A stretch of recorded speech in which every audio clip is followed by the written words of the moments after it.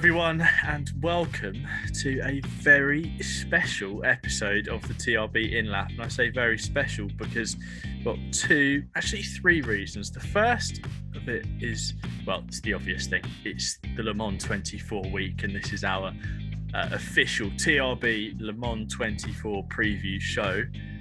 The second is that this is the first TRB in-lap episode that previews a race, so potentially we should make it the out-lap episode, or the warm-up lap. The warm-up lap episode, or the driver parade lap episode, or something, I don't know. And last but not least, third point, definitely not the least and most important point, is it's the first episode where we'll be hosting a special guest on the podcast, so stay tuned later on, and we'll be inviting them in to have a chat, all things Le Mans 24 hours. But of course, I'm Tim Fullbrook, the man behind TRB, and I'm joined once again by my podcast pal, sports car solicitor, and Le Mans loving lanky lad. It's Michael Haffenden, and welcome to episode number 7. It seems weird that we're on number 7 already, but I suppose it's previewing the biggest race of all, so we should be happy to be back. I mean, how can I not be happy with an intro like that, mate? Incredible stuff. Great alliteration, by the way. Our English teacher from a decade ago would be very proud. I'm giddy with excitement. The more I think about it, the more excited I get. Just that exponential feeling of like, Le Mans this weekend, Le Mans this weekend, Le Mans this weekend. Something bad happens, Le Mans this weekend. Yeah. So it's fine. It's this overriding factor of anything that's happening. It's like this week is this week for a reason, and it doesn't matter, anything else that seems to be going on. It's like, it's fine. It's Le Mans at the weekend, and we have that in. We literally look forward to this event all year, every day of our lives. We probably watch at least one Le Mans on board, or highlights, or just the full race replay on YouTube. Yeah. So this is pretty much the weekend we exist for. So I'm excited to preview this one. And as we're learning from the episode so far with the TRB In-Lap podcast presented by Racing Edge, that there are a lot of like-minded people so I don't feel like we're the only ones who'll be doing that. There probably are people out there at the moment watching back last year's Le Mans in preparation. My name added to that list. So yes, preview edition here for the 89th Le Mans 24 hours. We're going to be running through the entry list, not entry by entry, car by car, but some key stories from the classes, as is usual on the In-Lap podcast. And like I say, stay tuned, because we have a special guest later on who's going to be giving us an exclusive look at the Porsche entries into this year's race.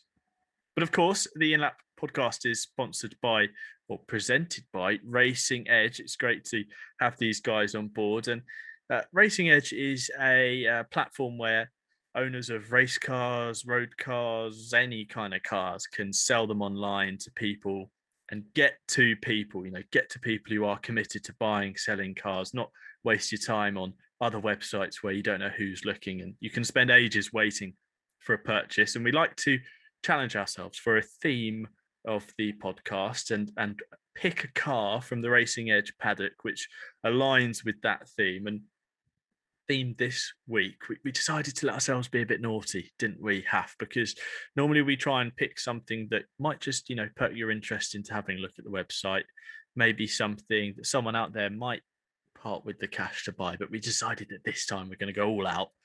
Le Mans Special Edition, any Le Mans race car on the Racing Edge paddock. So I can't remember who went first last time, but I feel like I'm going to go first this time. And I think as soon as I say this, there's going to be a wave of nodding, both from Haff and from the people listening at this time.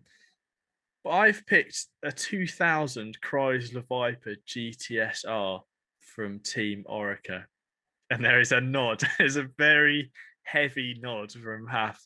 It is an ex-works car as well. I mean, I don't know if I even need to say anything now about this car.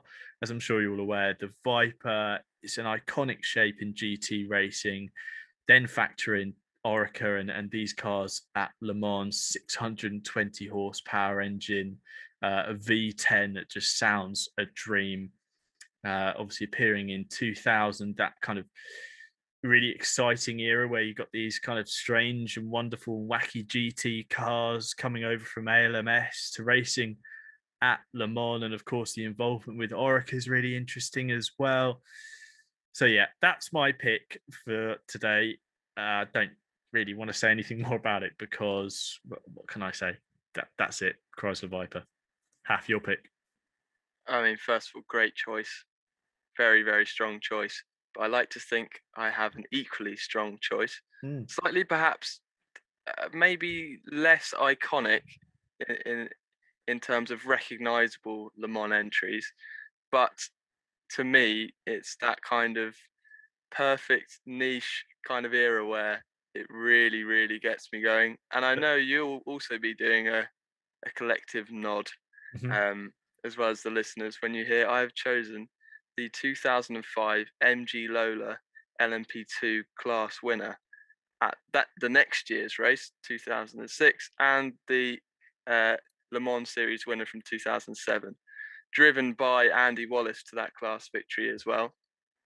So has a lot of quality driver star pedigree, as well as just being a really iconic drive, notoriously an amazing handling car, as well as just a striking car to look at, so low and sleek.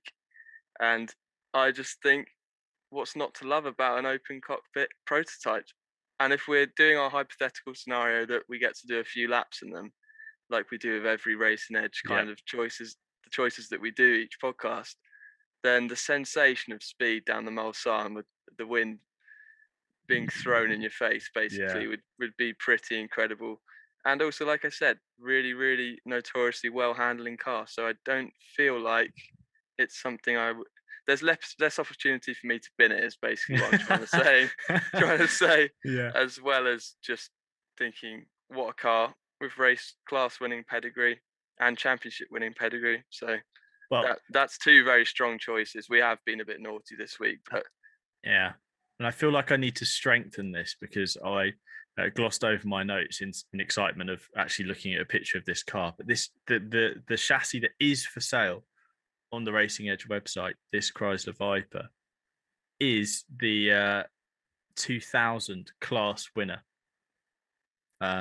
driven by Carl Wendinger, Olivia Beretta, and Dominic Dupuy in the number 51 car.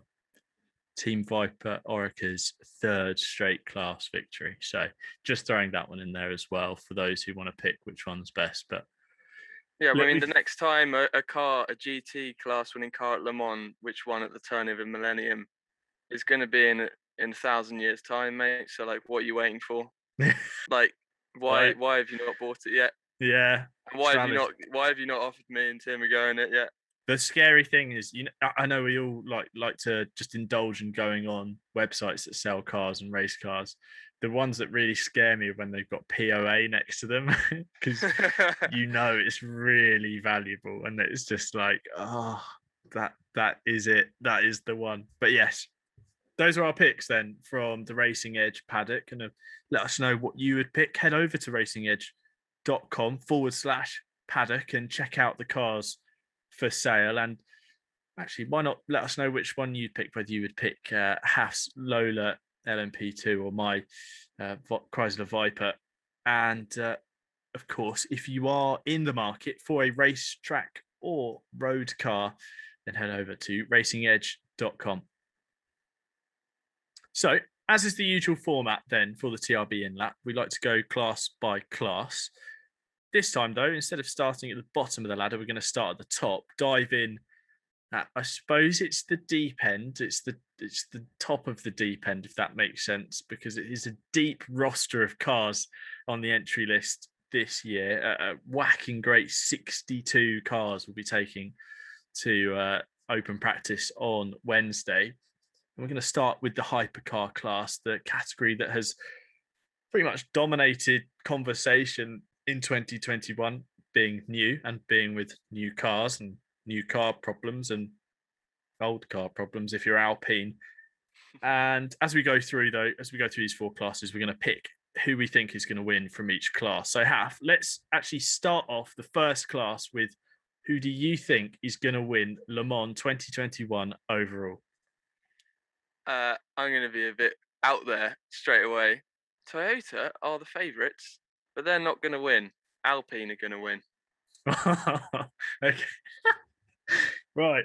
Okay. I do have my hands on the air in a sort of Yeah. shrugging gesture right now, so you can see it's slightly tongue in cheek. But I don't want to look. Toyota are going for their fourth win now, which is a remarkable thing to be able to say, considering it still feels like yesterday that somehow they still hadn't won Le Mans, and they've won the first 3 races of the WC season, so obviously they're favourites. But Alpine are the only ones with a proven package, albeit a hamstrung package massively in terms of a fuel disadvantage. But it's still a bit of an open question as to how much that will actually affect them. Could it rain in the race? Could there be issues like we saw for the race-winning Porsche in 2017, where they're in the box for many, many laps, for half an hour, for an hour, for an hour and a half? Could we have issues where Toyotas stop out on track, like at Monza? So, yes, it's going to be hamstrung by this fuel disadvantage, but it's the only car in the field which is a proven package, or as close to a proven package as you can get. We won't get into that. So I'm going to go with that. A bit of a bold prediction, but who wants to play it safe? Come on. What are you going for, mate? Well, it's really interesting you say that, because your points you make there about the Alpine fuel problem. So for those who are maybe new to the WEC or watching Le Mans for the first time, the number 36 Alpine is a car from an era that's finished. So it would be like racing a V8 F1 car in the turbo hybrid era. It's an old car built to different regulations. And as such, it can't quite run the fuel stints that the new hypercars run. So it's already at disadvantage to the extent of, over the course of the Le Mans 24 hours, it should have to make 4 more pit stops, which is a lot of time lost in pit lane. It's over a lap, basically, lap and a half disadvantage before you've even got started.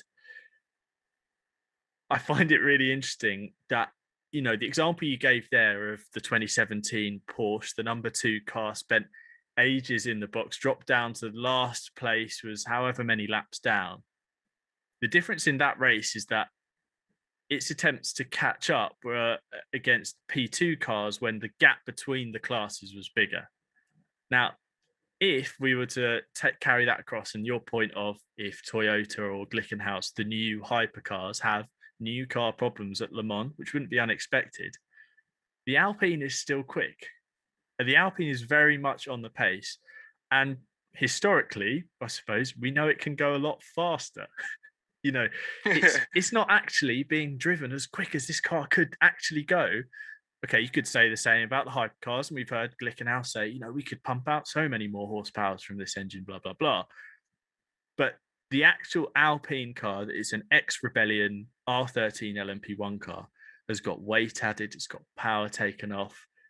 That car is, okay, it's being driven hard, but for want of a better word, it's kind of cruising almost, in terms of, all the little bits and bobs at Le Mans that often get rattled a bit too hard, or pushed and strained and too hot or too cold, that kind of thing. This car is more than capable of dealing with the stresses it's going to be put under this year. So I find your choice fascinating, and what a way to start our conversation. We love bold claims. We love big, bold claims. I only said it so that you can just clip it up if it does actually happen. I'll seem like a genius, like you did for Spa with the Rover Racing Porsche last year. And you're like, called it. Flip side, if it doesn't happen and they're out after a lap, I will also use it. So yeah, but I mean, that's the risk I'm willing to take. That's a very good point, though, isn't it?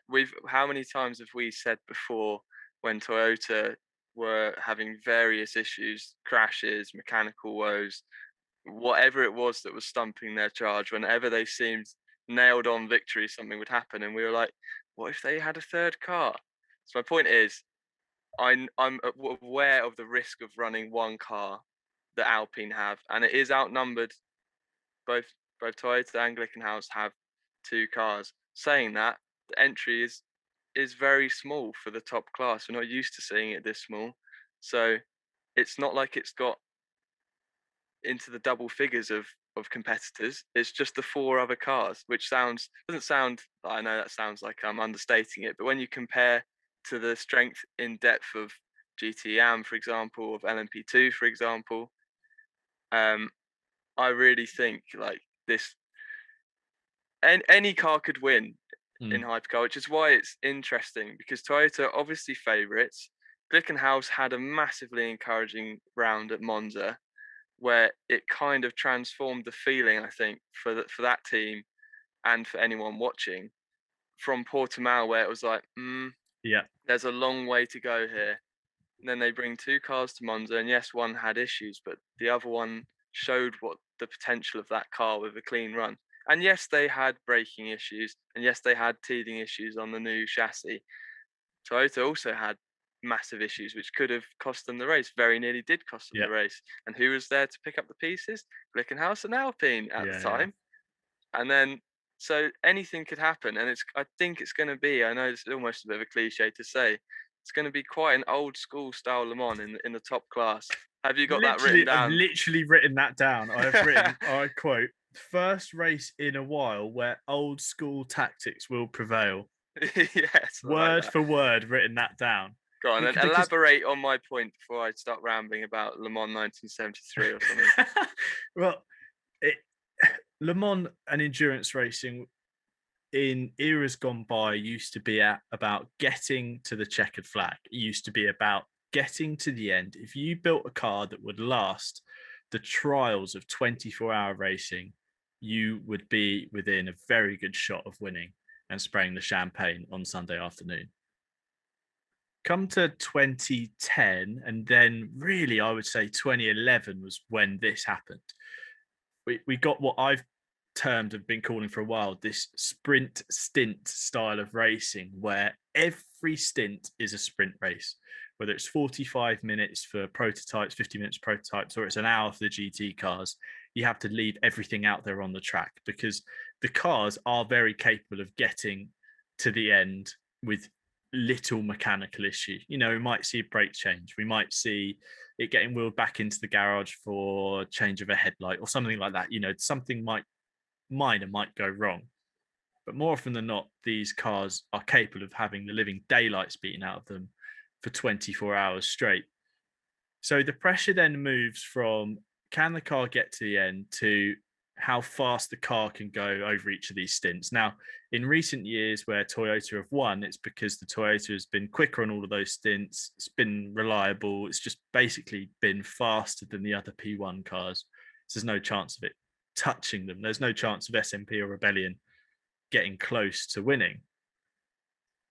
This year, though, with the way the cars are, new cars that have had problems, like you say, we've seen at Monza the 7 just stopping out on track in the final hour of a 6-hour race. Bear in mind, we've got 4 6-hour races stitched back to back. The Glickenhaus having the problem with brakes. Factor in the number 8 Toyota as well, had a painful race at Monza where everything that seemed to go wrong could have gone wrong. Exceptionally lucky not to be involved in a massive incident at turn 1. I mean, you do not want to be chancing that on the run into one of the chicanes on the Mulsanne. The perspective changes, the tactics change now from this sprint stint style of going flat out every stint to actually, do I need to care for the car a bit more? Do I need to avoid curbs?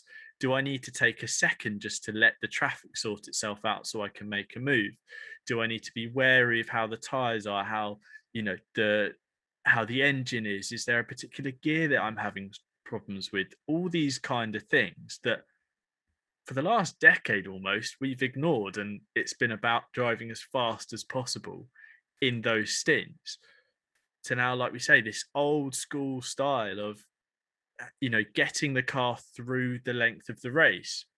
My one flip side to that is I would say that Alpine don't have that option. Glickenhaus and Toyota need to manage issues. We heard after Monza, Kamui Kobayashi was quite vocal in saying, we've got a lot of work to do if we want to challenge at Le Mans. And that's coming from, you know, the manufacturer that's won the last 3 back to back. Alpine don't have that chance. They have to go flat out, in my opinion, in a car that, like you say, could very well go flat out for the entire race. So we have got this old school, game being played by Toyota and Glickenhaus, who I'm sure they'll be saying they're driving as fast as they can, as hard as they can. They have to push whatever. But I think we'll get points in the race where maybe we see the drivers being soft to the cars a little bit and just nurturing them slightly. Yeah, I agree. I think Alpine they tried the conservative strategy at Monza and didn't get close to Toyota, whereas in the previous rounds they went aggressive. At Spa they went aggressive and it paid dividends towards the end of kind of the second stint of the race. They started to overlap in terms of strategy. And yes, that's probably because they were off sequence quite massively, but at the same time, it and you knew they were going to have to make an extra stop in both of those races, at least one extra stop. But they were challenging Toyota out on track, and Toyota having to defend at Portimao a little bit, and it was getting a bit wheel to wheel and dicey. And to me, that's not, oh, let's bring the car home. That's when, if you're a racing driver and you're racing for the win at Le Mans, and let's be honest, all of these guys are very wary of the fact that we've just spoken about, that this is a pretty damn good chance to win, considering the years that are coming up as well. We're going to have at least double the entry, and probably not in the harshest way, treble the quality of in terms of depth of drivers, manufacturers, entries, teams running those manufacturer entries as well. So they're all hyper aware. Sorry. Did you? You did that deliberately. You did that. No, deliberately. I did not. Actually, didn't. They're all very aware, extremely aware that this is a great shot at winning. So I feel like that racing instinct will take over at points. But yes, like you say, they know they're going to, at the same time, on the flip side of that, have to rein it in a little bit because, 4/5 of the field are racing with unproven packages. And even Alpine has got a task in its hands stepping up to the top class and racing a car that hasn't raced here. Yes, it's pretty similar to the Oracle 07 they've been fielding in LMP2, but there will be new things for them to learn as well. But I do agree with your point that I would probably rather be driving a car which has the potential to go very fast, but is being pegged back at the minute rather than the opposite of that. I just wanted to touch on Glickenhaus as well to move before we move on to another class, because first of all, credit to them. It's going to be really great, and it was great to see the pictures from the test day and the footage from the test day. Full credit to them for getting 2 cars to Le Mans. That's a massive undertaking, not something that's in any way easy to do, even if you're a customer, let alone if you're building a bespoke entry yourself. 2, in my opinion, very, very strong lineups. Obviously, we got Durrani, Pla, and Mayo in one of the cars, Briscoe, Westbrook, and Dumas in the other car. So they're not going to be lacking pace or lacking experience or lacking support, because the team are very popular and lots of those drivers are very popular as well. To me, as a fan, this week already feels like a bit of a relief now, because we're all going to get to see what they can do now. All of the social media, whatever you want to call it, chatter, as you're gesturing there, a little bit of chatter. It's probably a nice way of putting it. It ends now. That doesn't matter. They can tweet the free practice results where they're ahead of Toyota all they like. It doesn't matter. What matters after 24 hours now. And I think it would be great for them if they can lead the race at points, and if they can show that they're up there like they did at Monza, and they're there to pick up the pieces. Then I think that's almost a win for them, because they've come and they've built a car, and fair play to them. But yeah, I'm just, from my perspective, I'm excited to now let another racing cliche, let them do the talking on track and just ignore all of this hype and all of this build up, which has probably only become worse by the fact they topped the test day. I was going to wave my notepad again because I have actually written as well, Glickenhaus talk on track. So painful, but I completely agree. Look, the Jim Glickenhaus has been so explicit in saying that we are here to win Le Mans. I mean, we had a very long conversation about him not wanting to race at Bahrain or in Fuji because he's got no interest. You know, he wants to win Le Mans, and it makes sense to do the European build-up races and race Le Mans. Now, if he can't say, "Oh, we're here to do Le Mans" after he's done Le Mans, it's that narrative can't continue. There will be a change of tone following this weekend. How that goes, we'll have to wait and see on 3 p.m. Sunday afternoon. But I completely agree with you. And it's almost a sense of like rebellion, how they were in the last few years. Third place is the best we can do. If we make the podium, we've had a good race. It's a win for us, kind of thing. And then the SMP racing as well, they were like, I mean, their whole retraction from LMP1 was because they got third place at Le Mans, and they were like, well, that's as good as we can get. So thanks for coming. Glickenhaus's job is to make Toyota, the big dogs, sweat a bit, and also to make Alpine, as WEC contenders, pole sitters at Portimao, make them have a tough time trying to match two hypercars as well. I am quite eager to see how they do. It's a massive event for them. This is pivotal into how this SCG 007 hypercar progresses from here on out. We've had the two warm-ups. We've had, the issues. We've had the tyre problems. We've had the brake issue. We've had the, requests for clarification on rules left, right, and centre. We've had all of that now. If this is the race that they say they can win it. Simple as. To conclude the hypercar category, my pick for the win, other end of the spectrum. Am I letting my emotions get the better of me in this one? Probably. I was going to say absolutely, but I pray and I pick the number 7 Toyota to win overall. I respect that. Yeah, it would be long overdue. Conway, Kobayashi, and Lopez, they are lap record holders in Kobayashi, the outright qualifying lap. Conway in race lap record. The three of them have been so competitive at Le Mans for the last 4 years. They, in my opinion, have been the faster Toyota at every race since 2017 and including 2017. I honestly believe that car, that team, that squad deserve a win. And this year is the opportunity that I think they'll take. New car, they've definitely got their head around it more so now, especially after Monza. I feel like the team is so well oiled in how they handled that, in how the team operate. There's no conflicting characters in the squad. There's no rebellious characters, because that's another thing as well, is that we've seen the team order issues at Toyota. I don't know whether it's just TV direction plays to it now, but it's Buemi that often complains, and it's normally Hartley and Buemi in the number 8 car that maybe throw a comment about being held back or traffic or whatever, being asked to change positions.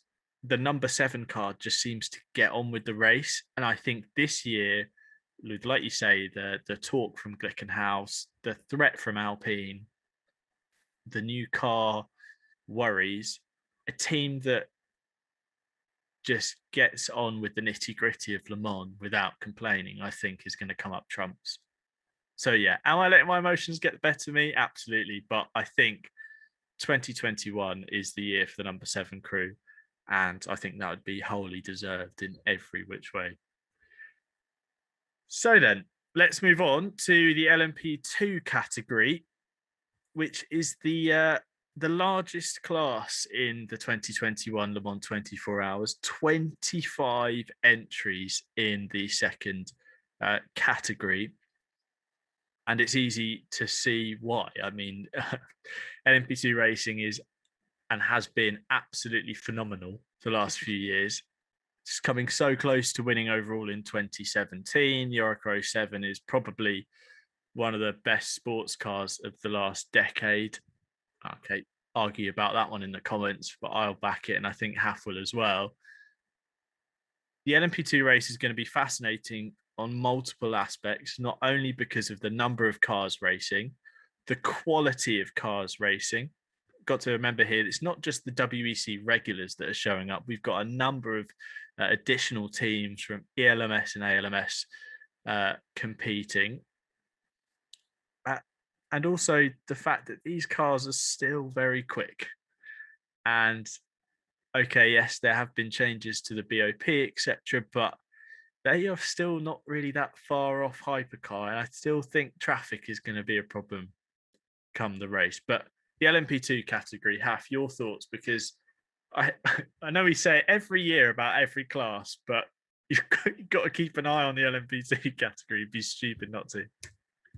Yeah, I think it's a weird one this year, isn't it? Because both of the essentially pro-am categories are going to be the hardest to call.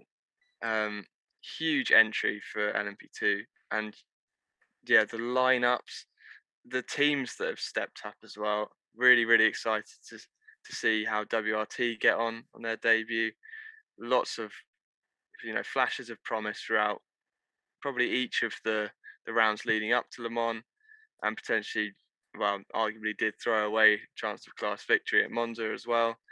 But yeah, I think for me, it's a mixture of, I'm really excited for the battle up front. I'm really excited for the race, but I'm also really excited for little feel good stories like the two Magnussen sharing the high class racing number 49 car. Also really looking forward to seeing how Risi Competizione get on in an LMP2 car. So there's these little sprinkles of magic in there amongst the sort of hardened veterans of the class going up against the new guys on the block, but also not to discredit WRT, because we know they'll be strong and they've got a great driver lineup as well. And the thing with LMP2 as well is yes, there's massive advantages to having experience at Le Mans in these cars, but also to an extent, there's only one Ligier now. It is pretty much a spec series of Orecas. So as much as I don't want to say, plug in and play kind of thing, but if there's a class that you want to be able to get up to speed quickly in, probably be LMP2, because you're all in equal kind of machinery. So I'm pretty interested to see the battle up front. For me, the teams I'm thinking it's going to be between Jota, G Drive, and WRT, based on their lineups. You're nodding. Have you also got that written down? I wrote down 3 teams as well, and we snapped on Jota, we snapped on WRT, but I was stuck between G Drive. I put down United. Oh, United is 4 teams then. And fact, United have 3 cars as well. They do. In fact, that's actually my pick for the win as well. So I don't know how I've left that off the category.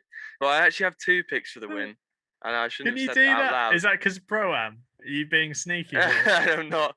I basically, when you're at a restaurant and you can't decide between 2 things on the menu. So you ask when the waiter comes around. Yeah, if that fails as well. Which it never does if you're listening, then then you just wait for the waiter or waitress to come up, and whatever comes out is the right choice, because that's what you wanted. When you ask me what my class winner is going to be, that's what will happen, okay? Just forget I said that about the car and team, which I said, which I won't name again in case you missed it. So we'll come back to that. But so I'll lead you around the garden before coming back to the pond that I'm going to push you in. Sounds familiar. But I completely get your point about there's, amongst the stacked driver and team lineup, there's all these little stories emerging. You have, like you say, Risi Competizione taking part in only their 2nd race in LMP2 machinery. And with that, you have Felipe Nasr driving a P2 at Le Mans, and there's conversations about whether he's going to be going to Porsche in the future. So eyes on his race result. You look at things like you say, Team WRT, Robert Kubica's debut at Le Mans in the number 41 car, which has been amazing in ELMS competition. You have like you say, Jota with people like Stoffel Van Dorn. You have G Drive with newly crowned Formula E world champion Nick de Vries. There are all these storylines where I think every single car in the class should get a good result, but that's not possible. You know, you look at every team and go, they should do well. Okay, you maybe look at the one Ligier car, the Racing Team India, Eurasia squad, who've had a bit of a tough time getting to the race. Quite literally, getting to the race has been a struggle for them. But every single car looks good. I mean, United cars, Paul di Resta, Alex Lynn, Wayne Boyd in a squad together in the number 23 car. That's an additional entry for United this weekend. Racing Team Netherlands, Frits van Aert, Guido van der Garde and Job van Uytter back together after COVID nightmares in Monza. That squad always go well. You couldn't want to count them out, especially now they're with the Orica, and we've seen that team come leaps and bounds after ditching Dallara and last season and already this season. And then factor in a second year now for the Richard Mill Racing team with the all-female driver lineup. They had a really good race in 2020 where they stayed out of trouble. They did the little things right, didn't get the big things wrong. That's what they did, really, didn't they? And it was a fantastic drive from them, climbing up the order, into the top 10. The whole LMP2 field, I can't really quite amalgamate this brilliance into one sentence, but it's going to be fascinating. Whoever wins deserves to win this race. And on that topic, who's your pick for the win, Michael Haffenden? I'm actually going to change my little outburst earlier, and I'm going to go for the number 28 Jota car, the Van Dorn, Blomqvist and Glale car. I think that's a bit of a super team in a class full of super teams, really. Right. But yeah, I just think they had obviously both Jota cars had an amazing run at Portimao and laid down a bit of a marker. Bear in mind the fact that I remember reading that Jota haven't failed to finish on the podium for the last 7 years in LMP2. Their track record at the circuit, as we've witnessed firsthand in 2017 when we went to Le Mans. There it is, klaxon. We know that they're great round here, and their lineups are amazing. But equally, you can't really bet against someone like United with 3 cars, obviously reigning champions as well, and race winners last year. I think obviously they've got very strong across the 3 cars again, but I think the Albuquerque, Hansen and Scherer car, 22, probably is going to be the strongest of the 3 if I had to bet on it. But yeah, the depth of this field is almost mind-blowing in amongst all the little nice feel-good factor stories that we've got in here. So I'm looking forward to it. And also, before we move on to your class winner, we'll just, and you can add in a klaxon here again if you want, but we'll just say whoever has a clean, fast run in LMP2, it will be on the overall podium, in my opinion.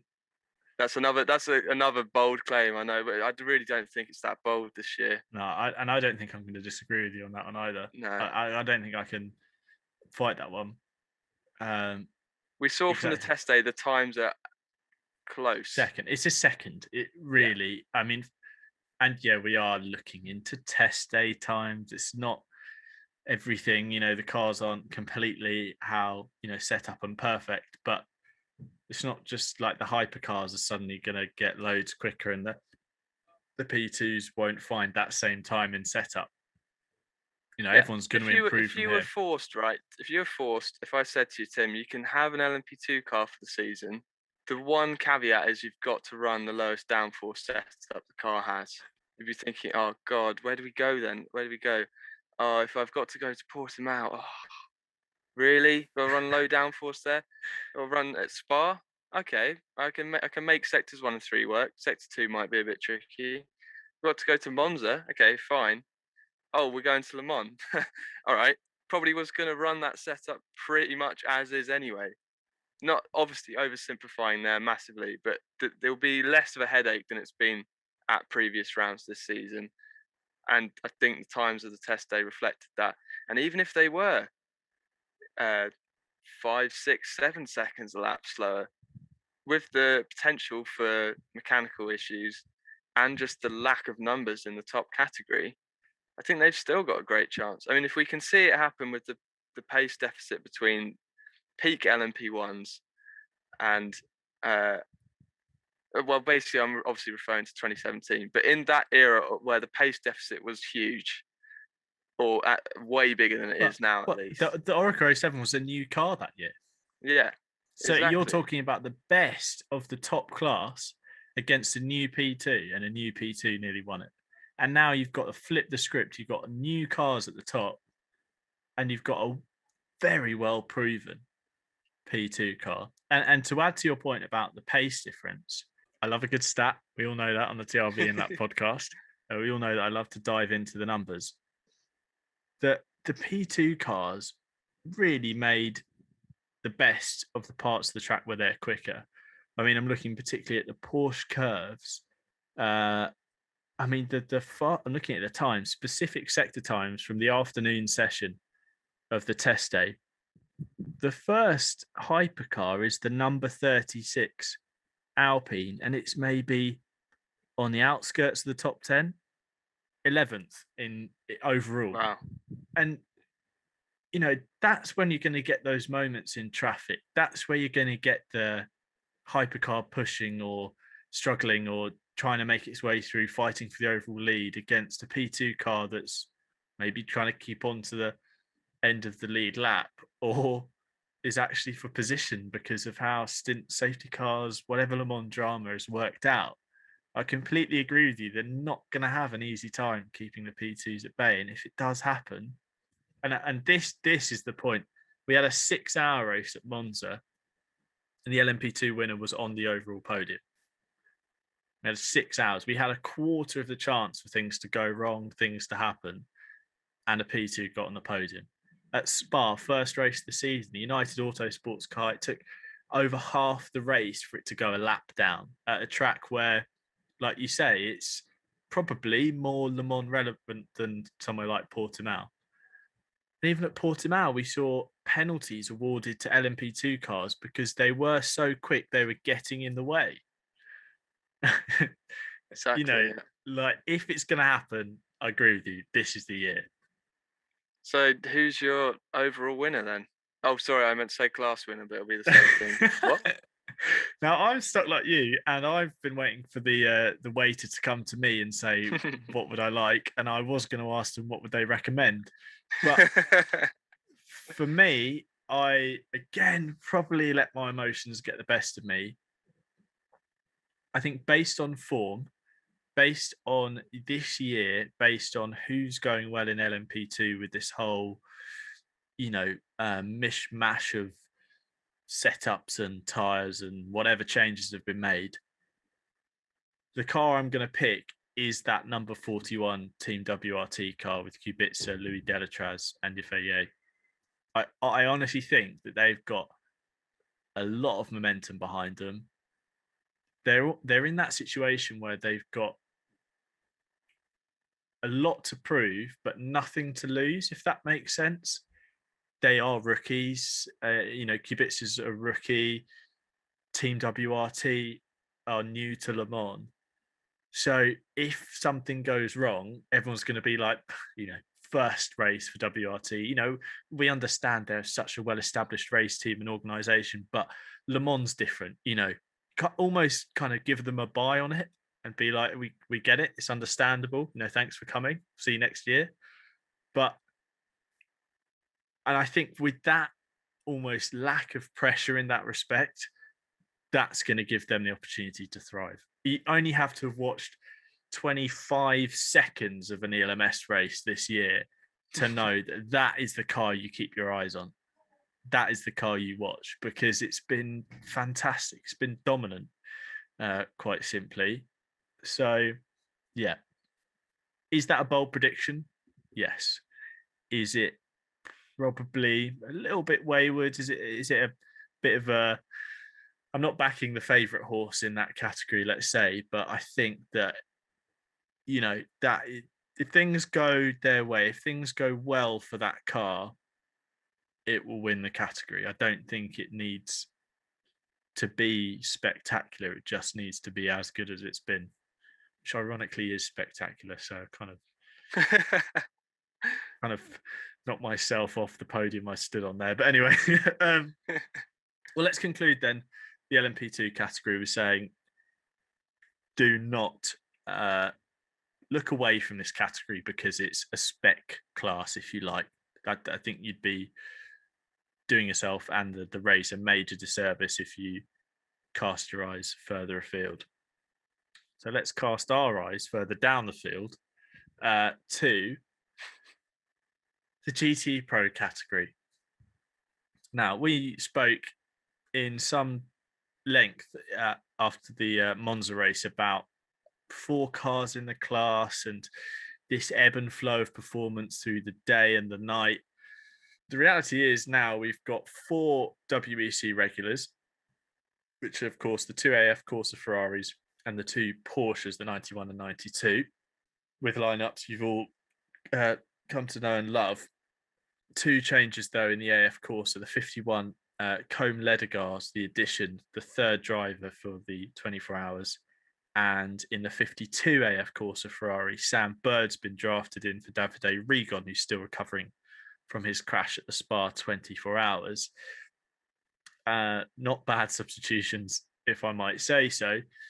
But then we've got to add in the 2 Corvettes, so the 2 C8Rs making their debut at Le Mans. In addition to what I might say are the 2 most interesting Gte Pro entries for some time, the Hub Auto Racing number 72 Porsche, the first Asian team to race in the class at Le Mans, and the number 79 WeatherTech Racing Porsche, Cooper McNeil, Earl Bamber, and Lawrence Vantor together in that category. The Gte Pro class is going to be so fascinating because you have this dichotomy, big word, might pat myself on the back for that one. Virtual pat coming your way. There you go. Whether I'm about to use it in the right way or not is the next question. You've got the battle between the WEC teams who will be looking towards the championship, will be looking towards the importance of scoring big time points at Le Mans, against the teams that are there for one race only to make a point. I mean, WeatherTech Racing is the prime example of that. Those guys, I mean, big driver lineup, big success in the States.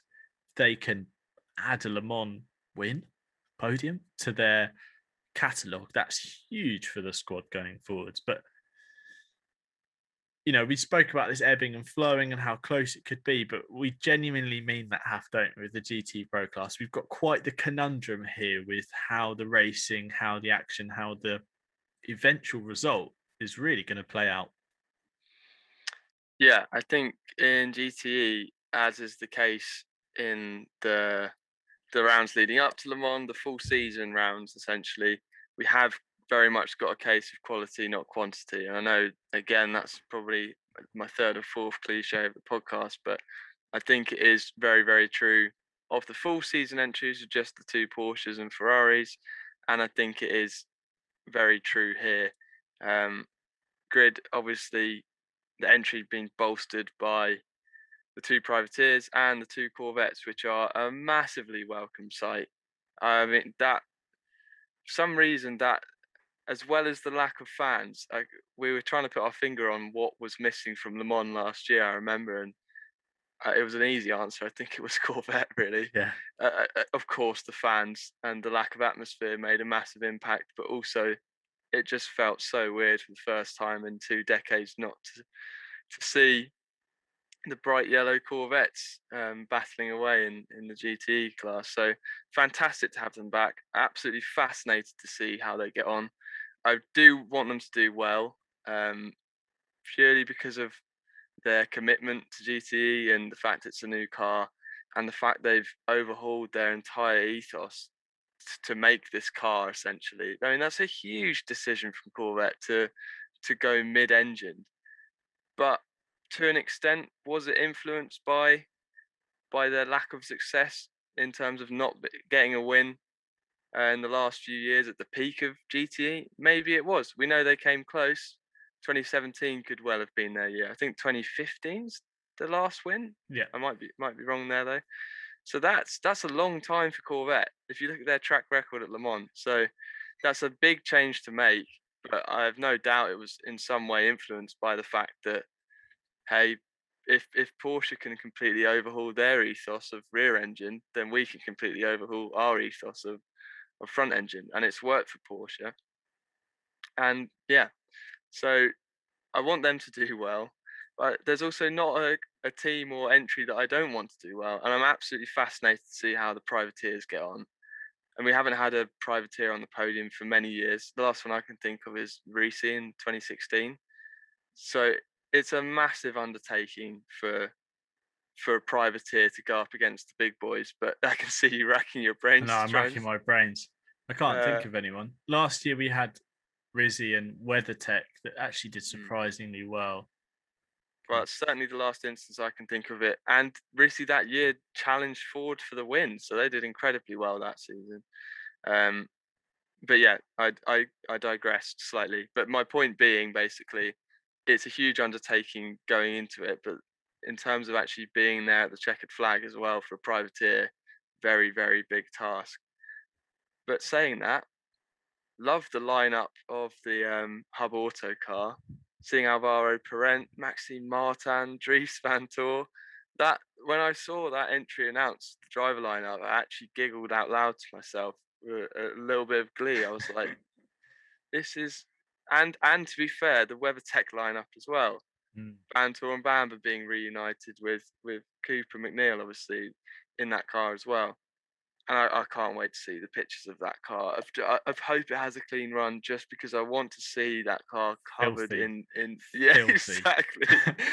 At night, covered in dirt, Yeah.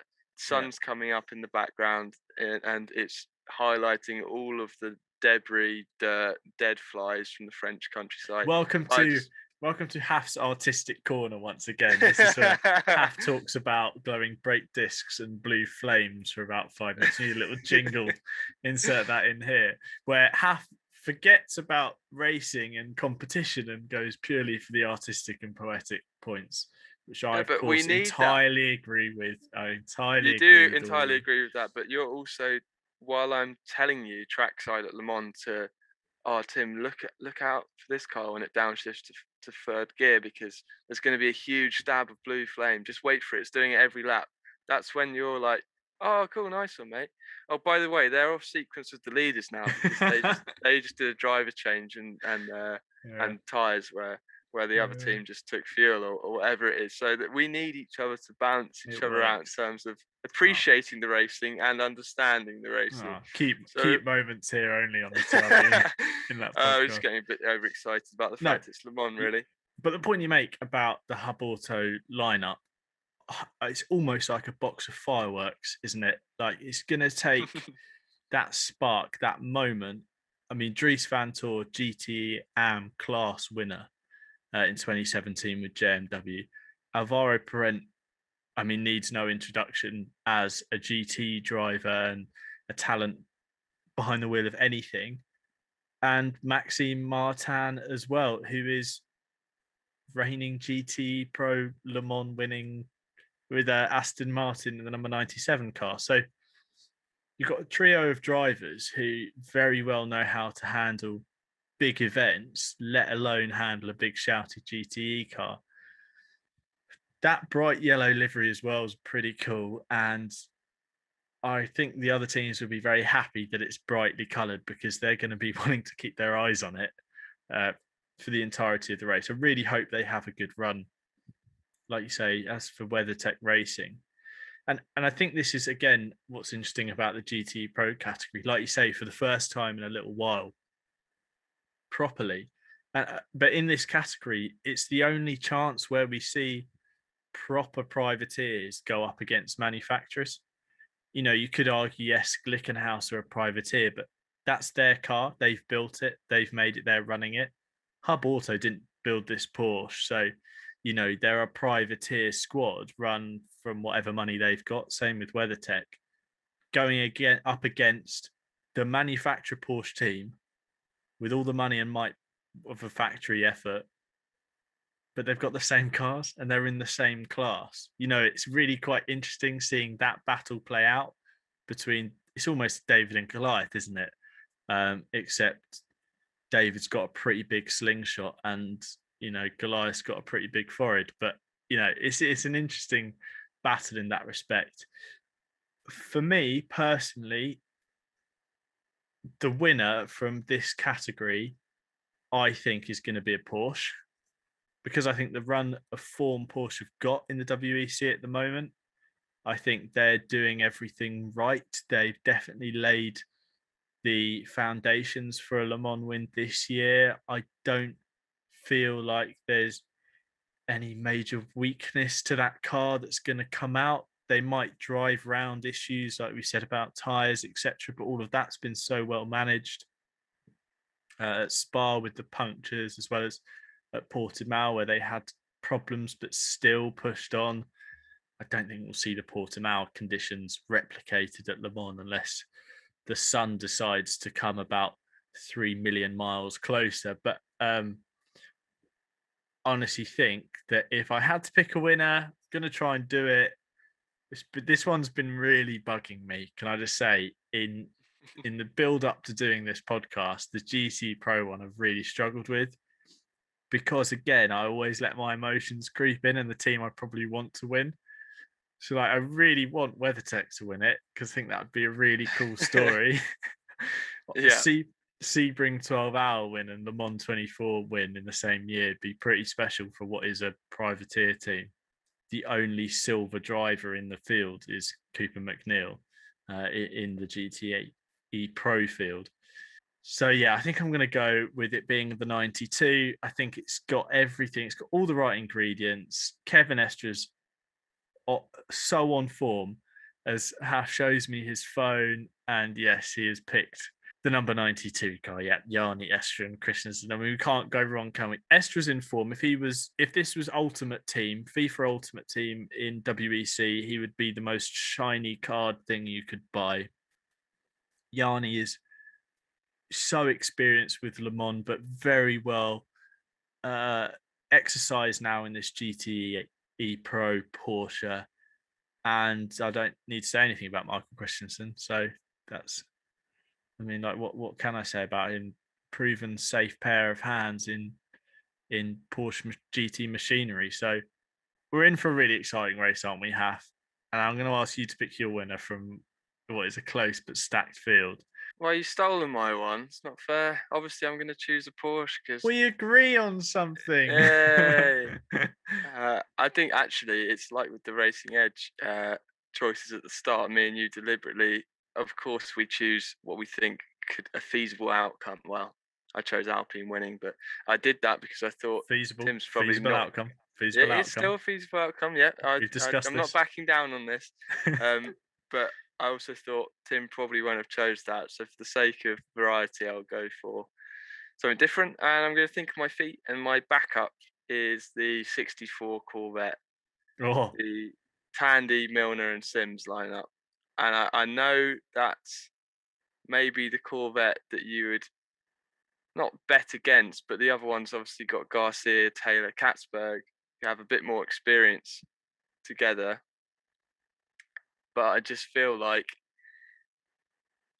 Tandy's electric, we know that. Milner's got the experience, and Sims is a cracking endurance driver, in my opinion, albeit he's got a bit of ground to make back up because he missed the test day to compete in Formula E's Berlin season finale. So I read today that he's very much conscious of wanting to get up to speed because he's got two very fast teammates, but also very conscious of not overdoing it and not costing them any track time by having an incident or trying to get up to speed too quickly. But yeah, he said quite interestingly, comparing it to the BMW that he's driven previously at Le Mans, that this was pretty much perfect straight out of the box when he drove it. He didn't really have any of the typical racing driver feedback of, oh, I'm getting a bit of understeer, oversteer here. He was like, the main thing to figure out is how we balance the setup between the three of us rather than how do we make it fast. So I think that's pretty much a racing driver's way of saying we have a bloody good car underneath us. Obviously, the C8R is making its debut at Le Mans. So we don't quite know how it's going to get on, but in terms of the strength of the team, strength of the lineup, strength of the car elsewhere in the world, and even on its WC debut, I know it didn't have the most favourable BOP, but it was still there or thereabouts. And now the ACO, I guess one of the sort of hidden advantages, I guess, of something you might not think about as much is the ACO do have some experience to go off of that car now in terms of BOP as well. So maybe, I'm not saying that they did that deliberately, but it might play into their hands that they didn't have the best BOP at Spa and they might need a little bit of a break to bring them into it. Or whatever. I'm just saying, not saying that will happen, just saying it's a possibility. So yeah, I mean, to be honest, I would not be surprised to see. Obviously, I'm not betting against the 92 because that was my original pick as well. Wouldn't be surprised to see the three different manufacturers filling 3 slots on the podium, because we're not seeing the huge entries like we saw in previous years where there's 4 Porsches, there's 4 Fords, there's, we got uh, two cars from the US contingent of the factory program as well. That we don't have those numbers. So I really feel like if one of the cars has an issue, then it's like, right, well, that promotes a Ferrari onto the podium, or that promotes a Corvette onto the podium, or whatever it is. But yeah, to conclude, very excited to see, and in a similar way to LMP2, the battle at the front's going to be heated, and while it's not going to have the strength in numbers that LMP2 has the quality, certainly, and also the feel-good stories and the underdog kind of stories that you're just willing on those privateers to take on the Goliaths of the category, as you say. So yes, we don't have the numbers we used to, but still plenty to watch out for. So I think to add to your Corvette point, of the 6 drivers, 3 of them have never driven Le Mans in a Corvette. So half of your squad have experience driving other things. Katzberg, BMW, Sims, BMW, and of course Tandy and Porsches of all kinds. You've got quite an interesting problem to solve there, I would maybe say. But at the same time, if you wanted to take a new car to Le Mans and you wanted someone there to guide you through it, Nick Tandy's going to have a wealth of knowledge that's going to get that car up to speed in the right places. And like you say, it's Alexander Sims is quite confident that it is already in a good spot. Add to that Alexander Sims, who says it how it is and has a fantastic mind for technical and engineering problems, solving them, getting around setup issues. And Nicky Katzberg, another driver who not only is going to lay it all on the line on track, doesn't beat around the bush. He's not going to sugarcoat any problems. So and that's exactly what a Pratt and Miller squad will want. Is the car good or is it shit? Tell me. Like, that's how it is. They're going to know. They will know. And if they're already in the right tracks, you'd be stupid to look away from the C8Rs come Saturday afternoon when the tricolor waves at 3 p.m. So a fascinating race in store for us in the GTEs, especially in the pro class. And we both picked the Porsche, and you want to stay tuned, actually, because at the end of this podcast, we're going to have an exclusive look at the Porsche entries. That's right. I'm not yet telling you who's going to be joining us. You're going to have to stay tuned, but going to have an in-depth look at the Porsche cars in particular. I know there's plenty of Porsche fans on TRB, so stay tuned. So let's move on then to the second GT category, the last category racing at Le Mans. 23 cars, so it's the second largest field in the race this year. And another category, where I know where to look for winners, but I know that the whole field is packed full of potential good results. To make this claim early, I think that the winner will be a WEC regular. But I think those that are coming in. So Absolute Racing, of course, Spirit Racing, Spirit of Race, sorry, JMW, Herbert, Inception, Iron Links, Rinaldi Racing, and TF Sports second car. The names I've said there, these guys are going to be giving it everything. I am particularly excited to see how those cars do. I'm looking at the Absolute Racing Porsche. Great livery. Absolutely love the livery on that car, as do I think the majority of the endurance racing fandom. But to see that car doing pretty well on test day already, out of the box, first time for Absolute Racing with a Porsche at Le Mans, to be pretty quick off the bat and to be showing their potential. Line up Andrew Harrianto, Alessio Piccarello, and Marco Seefried. Marco Seefried, I mean, that name is, of course, associated with all kinds of fun things in endurance racing, but that car is going to be exciting to watch. Spirit of Race off the back of a GT win at ELMS, the number 55 car, Duncan Cameron, Matt Griffin, and David Perel, who I absolutely adore and who I had a brief exchange with on Instagram the other day, which was fantastic. Star driver who wanted to see at Le Mans this year and so happy he's racing. Oh, it's just brilliant. The GT Anfield never, or in this last 5 years, has never failed to deliver an excellent race, never failed to deliver a fantastic field.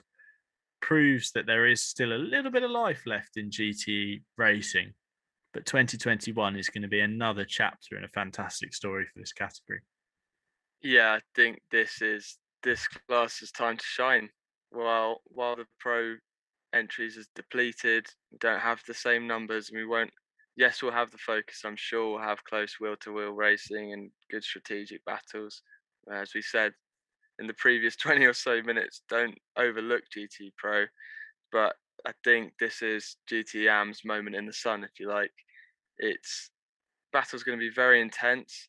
Again, the recurring theme of there's these nice feel-good stories. I'm really interested to see how entries like D Station get on. I've really enjoyed watching them so far this season. How Rinaldi get on. I know they've got 2 bronzes in that car, so we can't be expecting them to win. But also, if they have a good run, maybe we could see them step up their lineup and want to go for the category win in years to come.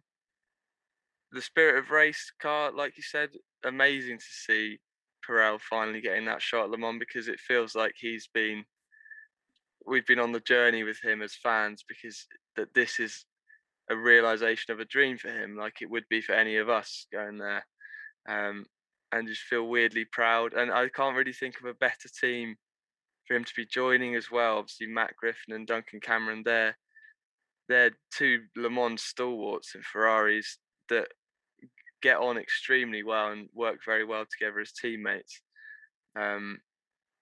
So a very sort of family inclusive feeling to that, and I hope that's a relationship that continues beyond this year's Le Mans, because especially like you say, with the success they've had in ELMS recently as well. To me, in terms of picking a winner, this is probably actually the most difficult one I had to really sit and think about. Not that I didn't for the others, but kind of just went, I can't decide, so I'm going to go bold.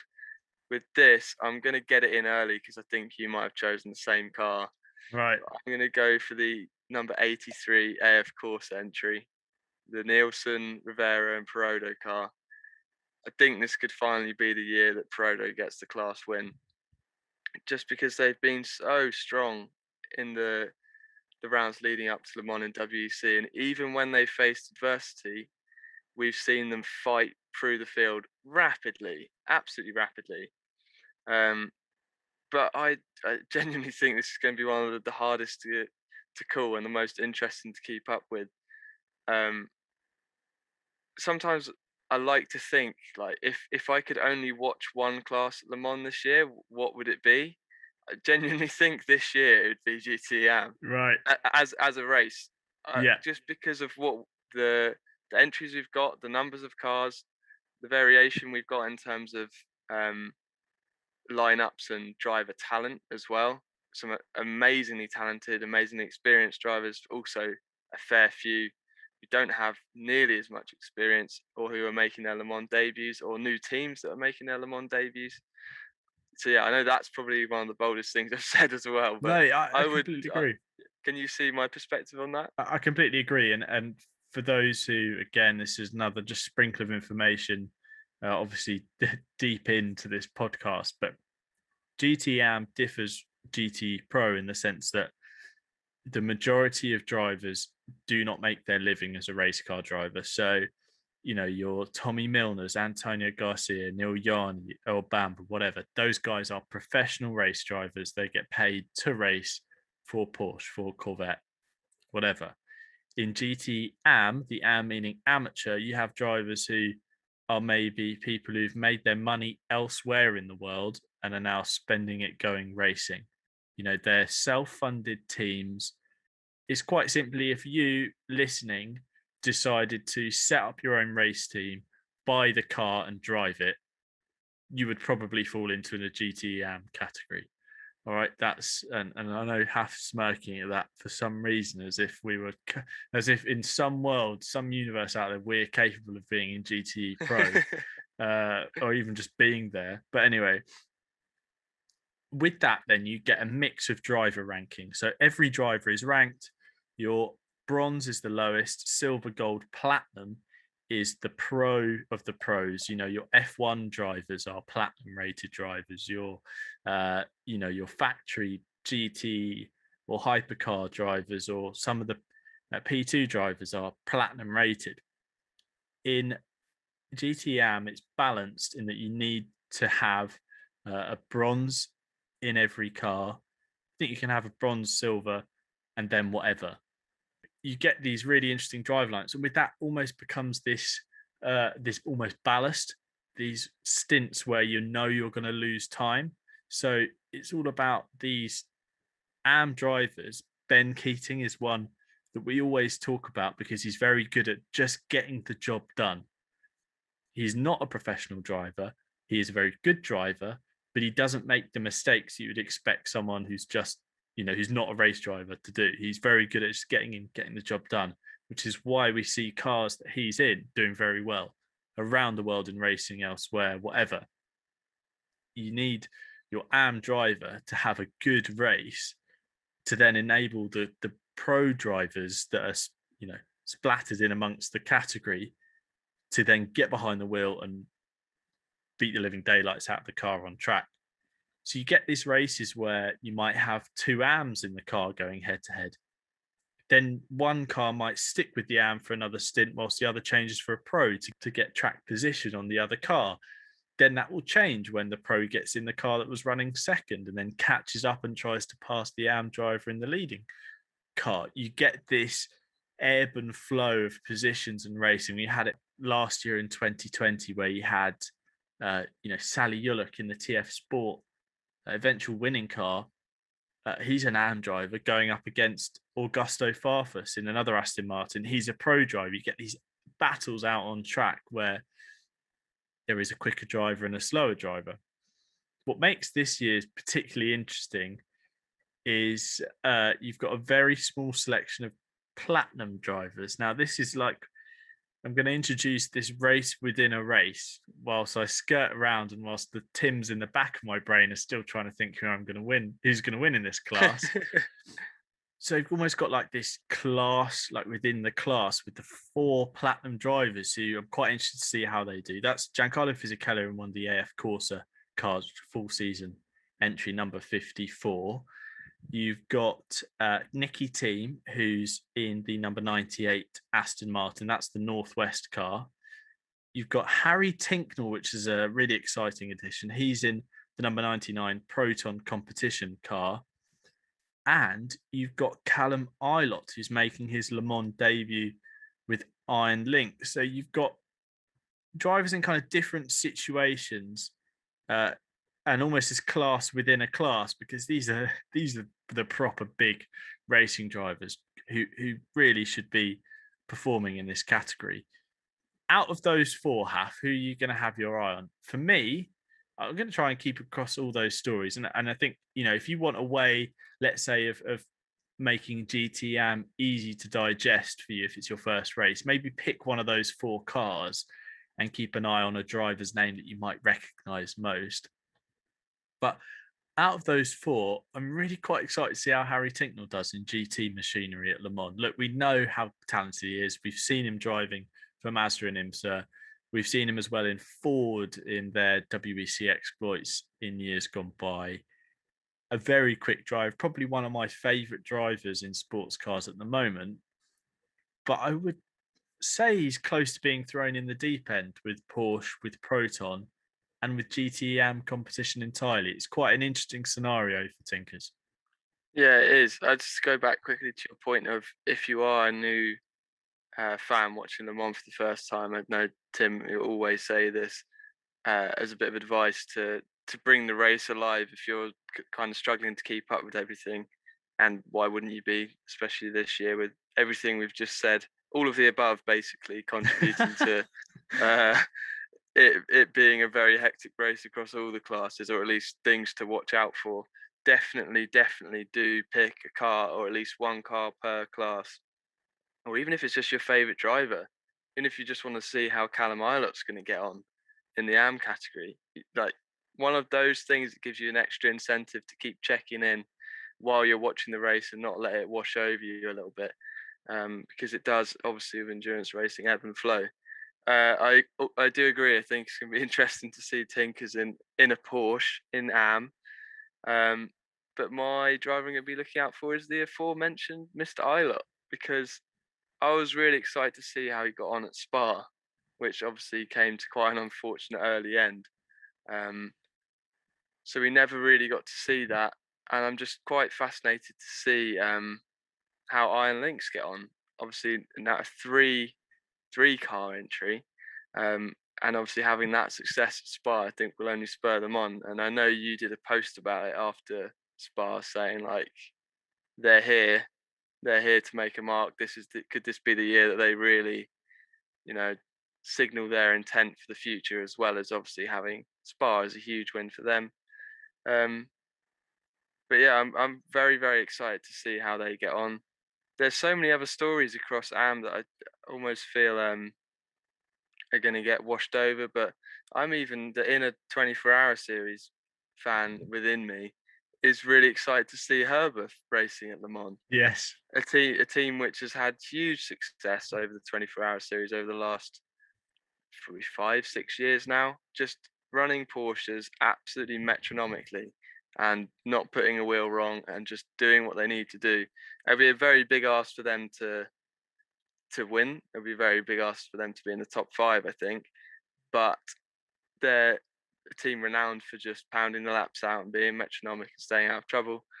And I feel like with the quality and quantity of entries in this class, it will be quite easy. How many times in that opening stint, especially have we seen so far this year, where drivers are getting a little bit overexcited, and maybe we've seen a few flat spots or a few off-track excursions where you really can't afford to be having those at Le Mans.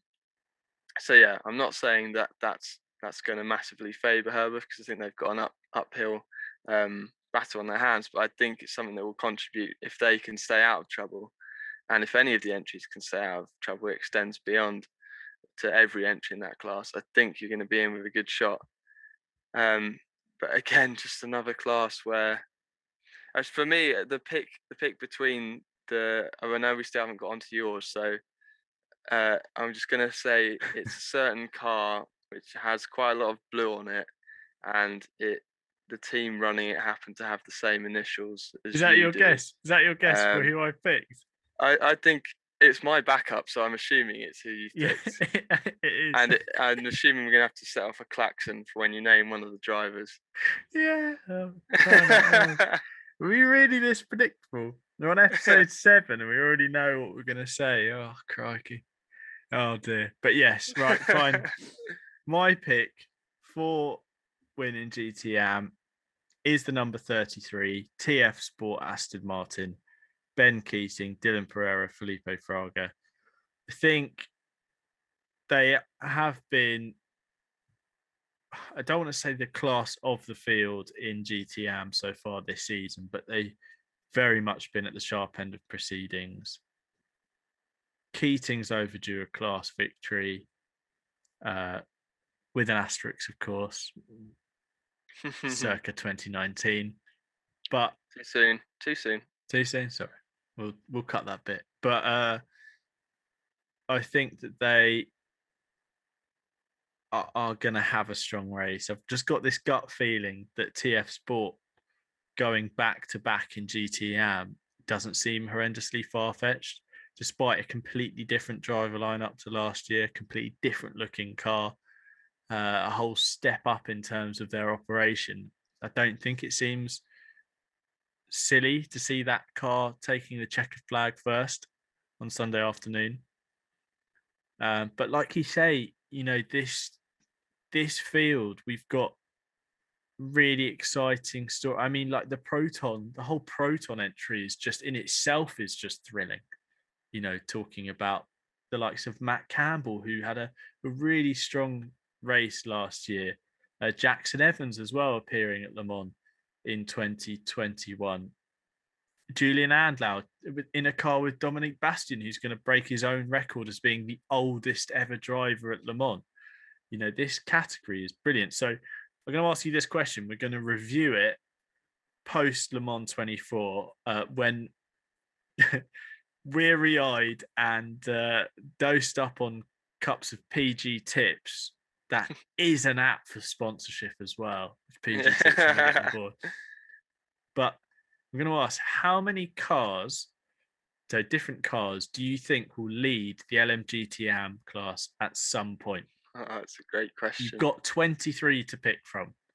I'm going to say I wouldn't be surprised if it went into the double figures, but I'm going to go with 8. I was going to go 7. I'm going to go with 8. Okay. Just purely basing that off of how frantic the start of the races have been so far this season. But yeah, you tell me yours. I'll see if that's a conservative guess or not. I was going to go 12.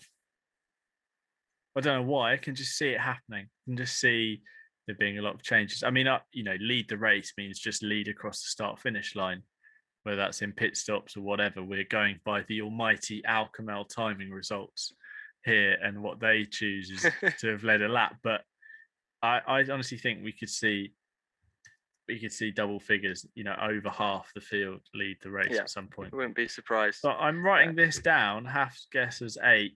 My guess is 12. If you want to play along at home, please feel free to comment. As well as guessing that, if you have listened this far, tend to do quite silly sentences. But as so far this podcast, we've been throwing out some pretty bold predictions. I would like, and I'm sure Tim would like, because it's extra engagement in the comments, you to comment. My boldest prediction for this year's Le Mans is BAM. Not literally BAM, BAM, but you put your prediction in there and tell us what you think is going to happen, because I think in terms of scope for wild out there kind of predictions, I think this year's a pretty good one to be able to say stuff which you're like, oh really, that's bold. Actually thinking about it could happen. So yeah, give that a comment. Sorry if I've stolen your thunder, but yeah, you won't be complaining when you get the engagement, mate. Thanks, mate. Always looking out for me. You may be getting promoted from receptionist shortly.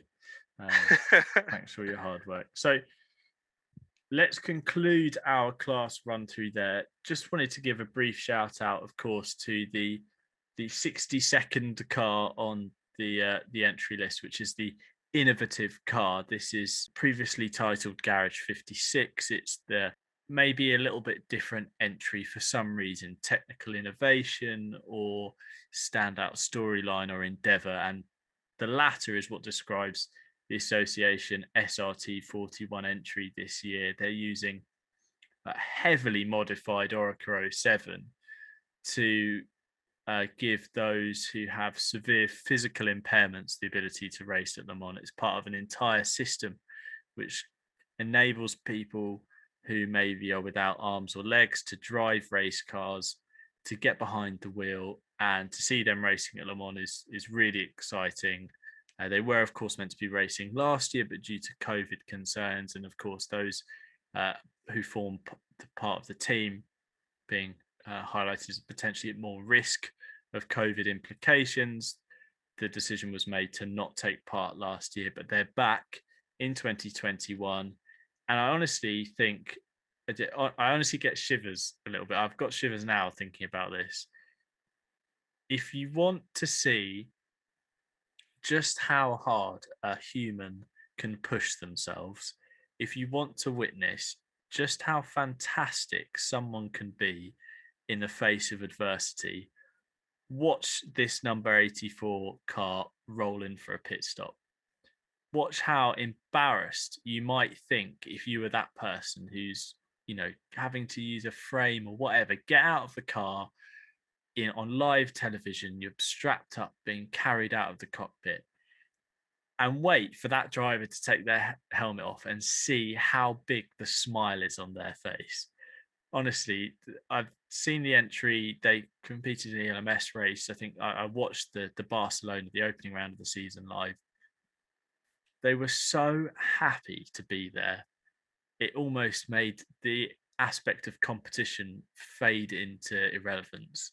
It's such a special story, and it is easy to laugh or point or go, "Oh, what's going on there? That looks weird. That's strange," But I think I like to believe that as sports car fans, we're better than that, and we see this and actually applaud their brilliance in taking part, their determination to be here. And in fact, it doesn't matter who you are, where you come from, whatever body you have, impairments, likes, dislikes. If you love racing, you love racing, and that's what we all come together for. And I know that turned into a bit of a soapbox moment, No, I but completely agree, mate. I think it's so important for those that are new or those that are existing Le Mans fans, when you see that car, when you see the pit stop, because it will happen. We will see this pit stop on the coverage at some point, because the ACO are so proud of these guys. To just take a second and think about how important this is to them, and how much they've had to overcome just to even have their name on the entry list, let alone do a lap of Le Mans. So Exactly. You haven't gone off on any tangent, mate. Everything you said is completely true, and I wholeheartedly agree. Fantastic initiative, and I can't wait to see them out there doing their thing and, um, proving a point in the most amazing way possible. I genuinely can't think of a cooler, more impressive undertaking to do. This is a topic which is actually quite close to my heart. Um, Obviously, as you know, I made a documentary at university in my final year, following around a team of disabled veterans, Team Brit, and spent a lot of time with those guys, and saw firsthand the impact that racing can have. Obviously, in that case, a lot of them were recovering from past trauma, mentally as well as physically. But the mental impact racing can have, the mental impact sport can have on people, who are even people who aren't disabled, who just have struggles in their life. But any sport can help, but racing unlocks this thing within inside you where you have to exist solely in the moment, because otherwise you'll know about it very quickly. mm, And without getting too deep, I often think endurance racing, at the core of why we love it, is because it essentially embodies life within a 24-hour period. Things get thrown your way which are out of your control. There's moments in the race which are beautiful, the sunset, the sunrise, and represent hope, and they represent danger, and they represent a huge task ahead of you. Lots of things can happen over the course of it, and it's not always plain sailing, but at the end of the day, the main reason we're all there is to keep going, keep racing, yeah, and make it to the checkered flag. That's what life's all about, never giving up. And that's what racing is all about. That's what endurance racing, spirit of endurance racing is all about. and there's no better place to go endurance racing than Le Mans. So fair play to them. Sorry for getting all deep about it, but I don't think there's anyone out there who would disagree that No. that's really at the core of why we love this so much, is because it represents something greater, and we love seeing that physical toil, that mental toll that it takes on the drivers and teams. That's as much part of it Yeah. as is the battles and the strategy and the wheel to wheel racing that we've just spent the last hour and a half, 2 hours chatting about. So yeah, fantastic to see that, and just another feel good story amongst a field of great stories. So massively excited for this year's Le Mans. Thank you for listening. Good night. Well, so let's bring our usual TRB in lap stroll through the classes to an end there. Move on to something special, something unique, and something that's making its debut in this episode. I'm very delighted to welcome on our first ever guest. Yes, you're going to hear a new voice, not just Haff and I rambling on about endurance racing. I'm very excited to introduce for an expert opinion and an in-depth look at Porsche entries at Le Mans this year. PorscheSport podcast host and Radio Show Limited commentator, Peter MacKay. Thank you very much for joining me on the TRB In Lap podcast. You actually are our very first guest on the podcast. I don't know how that makes you feel, if that's a little victory you can take away from today. But first of all, I must ask, how are you doing? And have you got those pre-Le Mans jitters, that excitement that we all seem to get ahead of this race? Well, first of all, thank you very much, Tim, for having me on. And this is fantastic. So when you're a big megastar, I'll be like, I was the first guy on the TRB In Lap podcast. So yeah, fantastic to be here. Yes, I mean, I'm not a big fan of Christmas. I don't understand the fascination with Christmas, but my goodness me. So Le Mans week is kind of my Christmas. Like, it's that you build up to it. It's once a year, and yeah, the week of Le Mans, you start to get jitters is the right word. And this is the first year that I've been involved professionally with the race, which is, to be honest, is an honor and a privilege. To really, for me, it's the world's greatest motor race. A lot of people will say the Indy 500, and there's lots of strong arguments for that. Some people will say it's the Monaco Grand Prix, and there's lots of strong arguments for that too. And there's lots of other different examples. But Le Mans 24 Hours is it's a household name, isn't it? Even if I've said it to a lot of people who aren't motor racing fans over the last few weeks, and you get a knowing nod, even though they don't watch any motor racing, so they know what the Le Mans 24 Hours is. And it's the good thing is it's quite a literal title as well. Yeah. It's in Le Mans, handy, France, isn't it? and it's 24 hours. And you still get the questions going, do they actually race for 24 hours? But that's the crazy part about it. But it's it's brilliant as well that it's going to be the first time in over 2 years that fans have made their way back to Le Mans. We say only 50,000. That gives you an idea how big a deal Le Mans is, because it's normally 5 times that. I think it's rite of passage, isn't it, as an endurance racing fan, when you say to someone, yes, it is a 24-hour race, and they give you that look like, so they just go round for 24 hours. Little do they know that it is so much more than that. And Haff, my fellow podcast friend, we were chatting about the trials and tribulations of endurance racing. It all seems to come together at Le Mans, doesn't it? It's the place where the heartbreak, the glory, everything happens in this one race in France. It does. I mean, we were my PorscheSport colleagues this morning. We were talking about this. In 2016, when Porsche won at the in the last 3 minutes, Toyota were winning. They were going to get their first ever Le Mans win. On I think what would that have been, the 30th anniversary of their first attendance at Le Mans in the mid 80s. And 3 minutes towards the end, their Toyota TSO 50, I think it was at the time, broke down. And all you had to do was look at the just sheer unfiltered agony on the faces of the Japanese engineers, who just were in this trance. They were motionless, looking at the TV, and there was no, oh no, it was just pure shock. And it almost paralyzed them on the spot, and you couldn't help for, even if you weren't a Toyota fan, even if you wanted Porsche to win, you still couldn't help that human feeling that, and the car grounds to a complete halt on the start finish straight, and I think, forgive me if I'm wrong, I think it was Kazuki Nakajima who was in the car at the time. It was, and his dad actually ran the first Le Mans for Toyota when he was in F1. He raced for, it was called the Tom's 86C was the first Toyota car. But of course, the thing about Le Mans is if you stick at it, it will be kind to you eventually. And that's why Porsche have been so successful. They've 19 wins outright, more than anybody else, 108 class wins, more than anyone else. And that's because they've stuck at it since 1951. They've never left, whether that be in their own works entries or via their customers.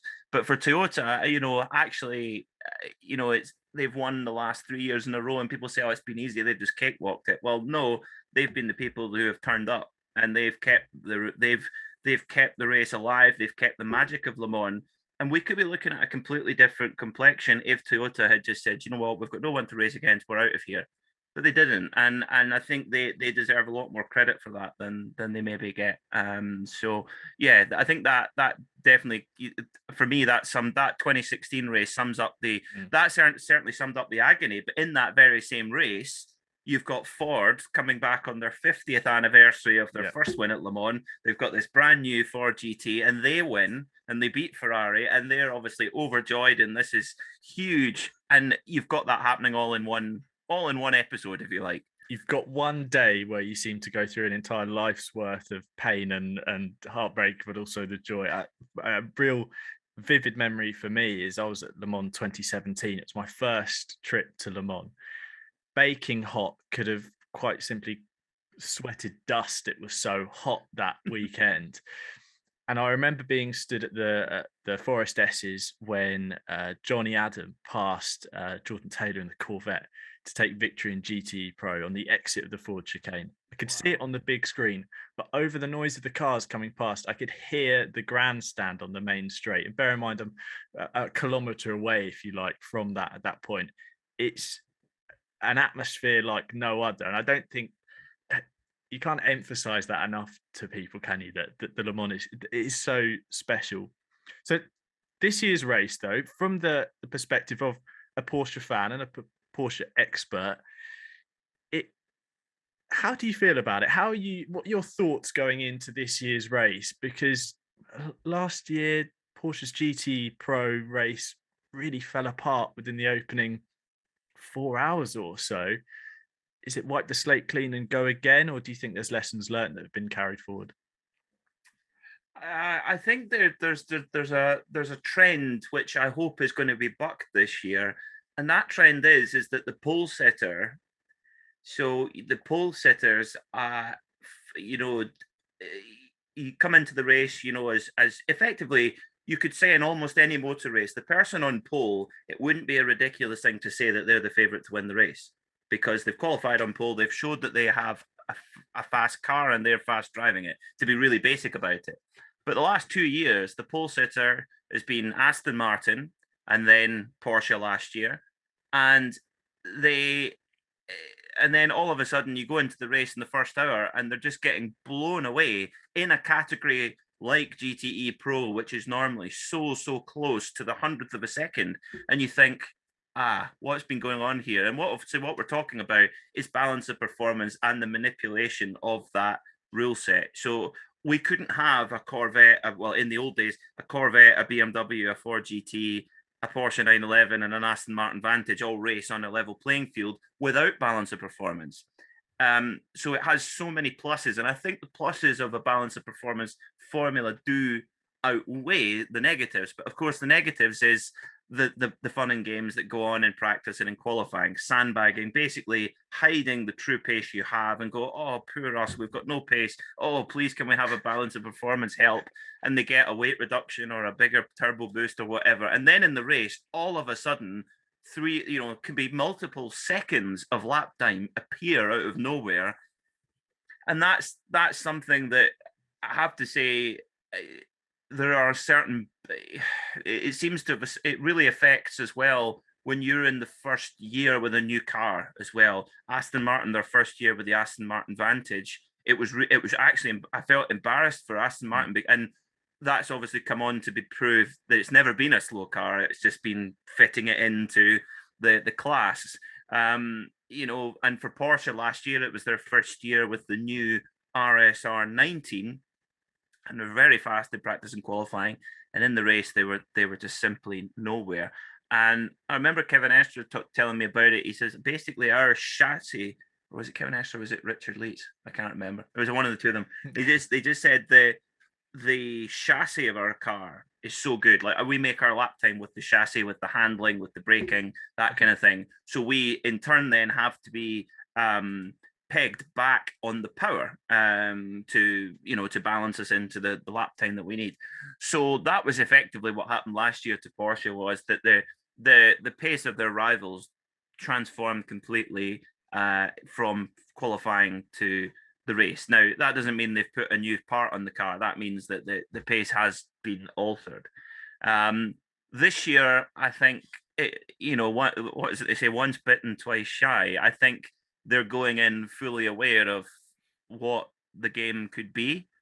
But they've also got to worry about Ferrari, who have been so strong, so strong throughout the European Le Mans Series and in the World Championship. And I think their car will really suit Le Circuit de la Sarthe as well. It does. It's a very well developed car now, the 488. We've had it for what seems like forever. And then Corvette. What do you think? Question mark. Corvette. What are they going to bring to the table, do you reckon? Look, we spoke about this, Haff and I, that there's no denying that the C8R is a good GTE car. I mean, if you think fundamentally, it is the most up-to-date GTE car there is. It's the most recent car to be built. Yeah. So you would hope that there was an upward trend, or Corvette certainly hoping that there's an upward trend. For them to completely change their philosophy to match the fashion of GTE, you would expect them to give it everything if they're going to do that. And we've seen in IMSA that this car is quite simply brilliant. Okay, yes, it's had limited competition in 2021, but there's no denying that the C8R is a great car. Alexander Sims, who's driven at Le Mans most recently in the BMW M8 GTE, coming away from test day saying, I feel like the car's is brilliant straight out of the box. He's so confident in the car, and he hasn't even had any time to start tinkering with bits and bobs and making it to his / the team's liking. The C8R, I think, is a real unknown threat, I think, to the Porsche guys and to Ferrari as well. And as on your point there about Ferrari really being a strong car for Le Mans, talking ahead of Monza about the Ferrari, I mean, I was pretty much expecting Ferrari to win Monza within pretty, I don't want to say ease, but with, almost cruise to the victory. I didn't think Porsche would be as strong at Monza as they were. Yeah, me too. I agree. Yeah. Do you think that those same, the same necessities for like good strategy that we saw from Porsche at Monza, the certain, willing to risk it a bit on fuel, give it everything? I think there was a section where I believe it was Bruni was given 5 laps to make a pass, almost being told, this is the race, do it now. Coming into Le Mans, can you play those games? Can you play the strategy bits here and there? Or is it you just need to be quick, out on track, smash your 45, 50-minute stint out, bring it back into the pits, hand it over and carry on? Or can you play those games? Well, I think it depends. If you've got they'll find out in the first stint where the real pace is. I think that's you in qualifying and practice, you have to take almost every lap with a pinch of salt in a way. Which is a shame that we have to say that, but the race is the main event, really. And I think in the first hour, you really get an impression at that point, the teams know, are they going to be the rabbit or are they going to be the tortoise kind of thing? Yeah. And if you've got the pace, you just got to use it. You just got to get on with it and just pulverize the competition and break their resolve. Because if you've got pace advantage, you got to use it. If it becomes clear that you've not got the pace, then you think, right, now, as you say, that's when alternative strategies, and that's where you have to get creative to win. That's how well, we'll talk about, I'm sure, the privately entered pro teams that are running Porsches, WeatherTech Racing and Hub Auto. That's how WeatherTech won the Sebring 12 Hour with a silver driver in the form of Cooper McNeil. That's how they won at Road America at IMSA a couple of weeks ago with a Matt Campbell on the most ridiculous fuel save you've ever heard in your life. It's like halfway down the straight and it's, If he'd had a bigger lunch, I think they would have been struggling to get to the end on that one. Yeah, It was that if Matt fine, Campbell wasn't 5 foot, well, I don't know. He's not a big guy. He's a Right. light driver, and he's an amazing driver as well. I think he's one of the best GT drivers in the world, Matt Campbell. But that was just sheer cunning. They did not have the pace of the Corvettes, but they played the strategy perfectly. That would be my kind of summary of it, is that it's going to depend on how they come out. What I would say between the Porsche lineups is that the 92 car, Kevin Estra's the big name in the Porsche lineup. Everybody knows who he is now. I think certainly in this 2021 season, there'll be a lot of people that will say he's the best GT driver in the world as things currently stand. I would certainly sit in that camp. However, there's a lot of people who are 0.001% close to him. They're really, really that just a matter of a few things going either way, and they're right there. And coming into the race, Kevin Estra's won it before. He's going to be racing with Michael Christensen, who he won the race with in 2018, and they've got Neil Yanni in the car, who's won it outright in a prototype. But the car to watch, I actually think, is car 91, which is the car with Richard Leitz, who's won it on 3 occasions, Jimmy Bruni, who's won it on 3 occasions, and Frederick Makowiecki, who's actually, he's been racing at Le Mans for over 10 years, but has never won it. The reason why I would say keep an eye out on car 91 is because Jimmy Bruni, all of his major successes, he's won every big endurance race you want to know, but he won all of them with Ferrari. That's the big difference, is that he won everything with Ferrari. And then in 2017, he got his second offer to drive for Porsche. The first one he turned down. Second one they asked again, and he took it. And Ferrari were very, very angry, and they tried to make life very difficult for him and put him on gardening leave and all this kind of thing. And so off he went. And he's only won a couple of World Endurance Championship races since, which is extraordinary. He's never won Le Mans. He's never won any of the big endurance races with Porsche, which is crazy because a lot of people will say, and I would agree with them, is that Jimmy Bruni is right up there as one of the very best drivers in the world. And, ex-Formula One driver, don't forget. Yeah. And I think Jimmy Bruni, he's 40 years old. He is a terrier, and he will be coming into the race. I think by now he's going to be pretty fed up of not getting the results that he's capable of. And in the year, the picture behind me of the Rothmans car in 2018, that was a year that Porsche clearly had the pace, and the Pink Pig car, the 92 car, won. But actually, as Richard Leitz has pointed out to me before, he said, we were winning, and then we got screwed by the safety car, and it was just bad luck, and we were fighting that for the rest of the race. He says, but we were ahead at that point. There are no weak links in either or any of the pro cars, to be honest. But I think the 91 crew, Frederick Makowiecki, he's French. He's been a Porsche driver for a long time. That has got to be one massive gaping hole in his CV as a Le Mans win, and you can be sure that he's going to throw everything at it. I just have this feeling that the 91 crew, they have got a point to prove. And the crazy thing is that it's not an underdog story either, because they've got the credentials, they've got the pace. It's just got to come together for them on the day, I think. But that's what's interesting, isn't it? You almost feel that in this 2021 WEC season, we've got to remember Le Mans is part of a championship, and in the races leading up to it, almost forget that the 91 car is racing it sometimes, because the 92 has been stealing the headlines. Like you say, it's been Kevin Estra's formula this year.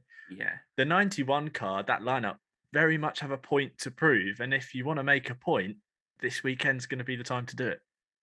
Yeah, and I think if you would really, if you were to say to a driver, okay, come on, is it a world championship or is it a Le Mans win? And I would be pretty confident in saying that 95% would say a Le Mans win.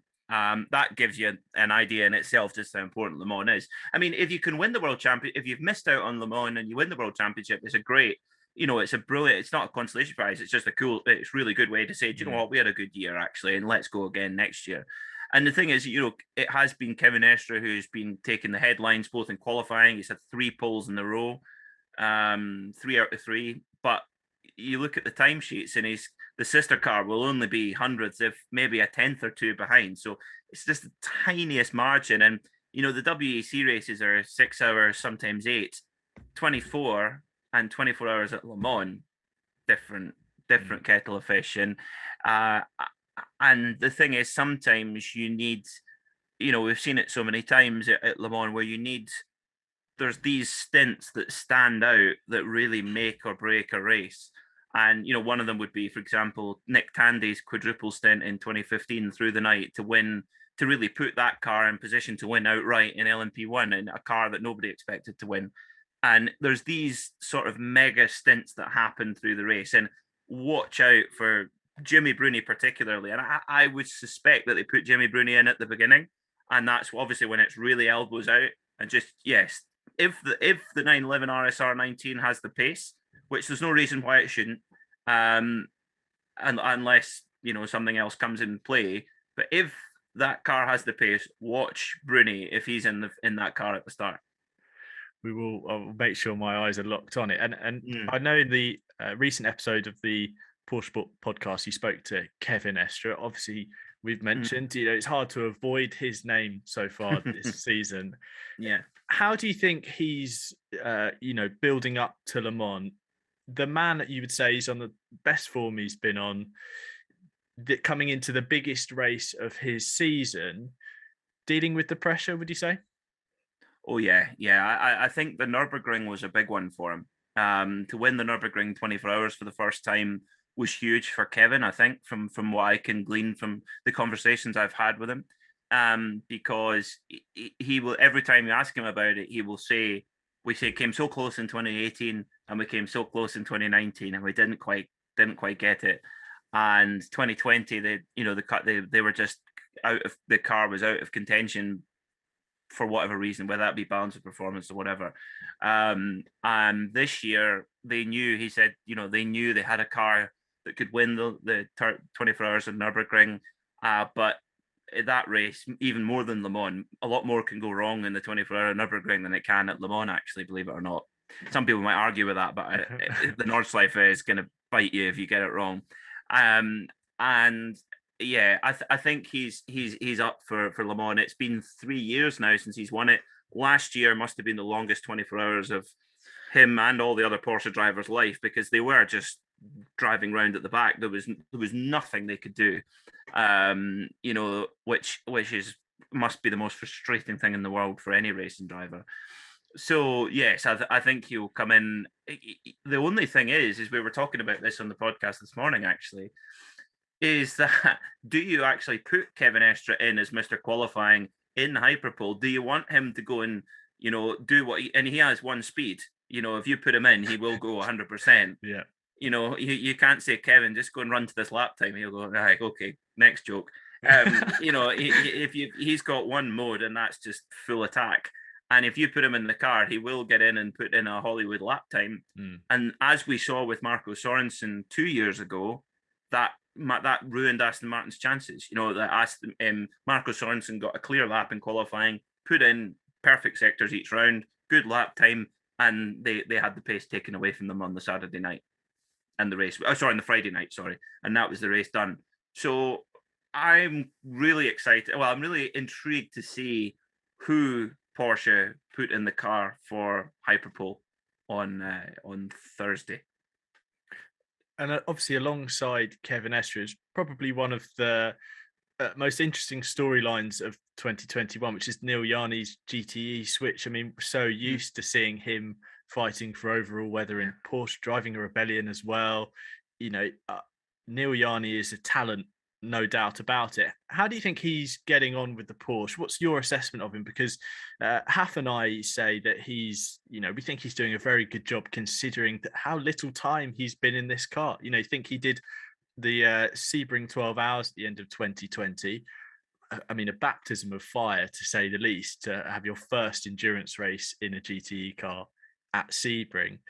But I feel like he complements Kevin Estre really well. And to some extent, please do jump on me if I say this, but I feel like with Kevin Estre knowing that he's bringing, I don't want to say a rookie, but he is, he's a rookie driver in GTE adds that bit of, okay, maybe I've got to carry things a little bit more. I've got to, explain things, maybe teach and learn, explain things to Yanni. But Neil's a very quick learner, isn't he? And very capable of picking things up when he needs to. I mean, his performance at Spa was really strong, did exactly what he needed to do. And then Portimao and Monza following, he's done that and then some. Yeah, you're right. It's a fascinating topic, Neil Yanni, because I have to say, I think a lot of people up and down the paddock couldn't really quite understand Porsche's decision, regardless of who they put in the car instead, why Porsche, I still actually don't understand why Porsche decided to split Kevin Estre and Michael Christensen up. They were such a dream pairing. They work so well together. They're very close friends. And I look forward to having it explained to me what the thinking was there, because it still doesn't make sense. But that's nothing against Neil Yanni. That's just why break a winning formula? That's they won the world championship and they won the last round of the season, and then that's it. They get split apart. You go, right, okay. I'm not sure I understand that one. But for Neil Yanni, it's been fascinating because Neil Yanni, he's obviously, as you rightly mentioned, he's been a single-seater guy and he's been a prototype guy and he's won Le Mans outright. He's been, high speed, high downforce cars, and to go to a GT car must have felt like driving a sofa compared to what he was used to. And as you rightly say as well, Tim, going to Sebring, he's driven at Sebring before lots of times, but to do it in a GT car again, it's hard. And at Sebring, Neil Yanni was over a second off the pace in GTLM. And I think a lot of people up and down the paddock are thinking, oh dear, because that's not a category where you can be a second off the pace, really, or certainly not as a pro driver anyway, in that sense. Towever, as you absolutely rightly point out, without an enormous amount of seat time, he has hauled himself up to the level of, let's be honest, some of the best GT drivers of the decade in 6 months. And I think that just proves why, you and I are sitting here talking about it. Yes. We're not running Porsche's GT team. To be honest, I still stand by it. They should have kept Kevin and Michael together, but there's always reasoning that we'll not be privy to. And actually, I think, Michael Christensen is such a level-headed driver, and you can put him in any situation and he will deliver what is required. You you can rely on him when you put him in the car. And I think between the three of them, I think they've obviously had one race together at the 8 Hours of Portimao as a trio. And Michael Christensen said to me, he says Kevin Estre is a very thoughtful person, he's a very attentive person, and he's very good in it. You would think him as the kind of alpha male team leader in terms of pace and results and just sheer pantomime of watching him drive. Yeah. You would think that he would be a bit kind of full of himself, but actually, from his teammates that I've spoke to, they say that he's a brilliant teammate to have, because he understands that he can do his bit in the car, but there's lots he can do out with of the car to help his teammates as well, and vice versa too. So yeah, I think that's they're going to be, Neil Yanni, I think, is going to be, he's ready to go, which I wouldn't have said in November, Sebring 12 Hour last year, and thinking, oh God, this is what's going on. And I'm sure Neil was as well. He's a pro racing driver. He's going to be the first guy looking at the timesheets going, it makes no sense to me. But I tell you whatever the work that's been done behind the scenes, my goodness me, yeah, you got to take your hat off to Neil Yanni, the improvement. We say in endurance racing, you're only as good as your weakest link. And if your weak link is Neil Yanni, then it's not a very weak link, is it? Yeah, true. You're going to be laughing to yourself a little bit if you look at your lineup and go, Neil Yanni's the one with the question mark next to you. That's not something you'd usually do. this year's Le Mans is, I mean, full to the brim of Porsches, isn't it? A fifth of the total entry list is Porsches. It's a good year to be a Porsche fan, isn't it? And there's some exciting entries. I know you've said that the 91 is the car you've kind of got your eye on, and is the car you're, picking out, dare I say, for the big result. But any other cars in the GTE Pro class, or obviously beyond into the numerate customer entries that you think could spring a surprise result, or that maybe Le Mans fans need to pay particular attention to? I would say, from a driver lineup perspective, the Hub Auto Porsche has got no weak links whatsoever. None. They've, in fact, you could make an argument that they've got the strongest driver lineup for a GT car. So you've got Alvaro Parent, Dries Vanthoor, and Maxime Martin. Yeah. Three drivers who need almost no introduction. But obviously Alvaro Parent, McLaren GT racer, Maxime Martin up until recently Aston Martin, and Dries with Audi. So the only thing that could hold them back is the fact that they don't know the car. That will be the 911 RSR debut for all of these drivers. The only driver really who's had experience of a GTE car for it in any real pro context is Maxime Martin. So he's got to be the team leader. He's got the most experience. But you look at like somebody, Dries Vanthoor is 23 years old. He's won Spa, he's won the Nürburgring, he has won Le Mans before. He's won the GTM class at Le Mans.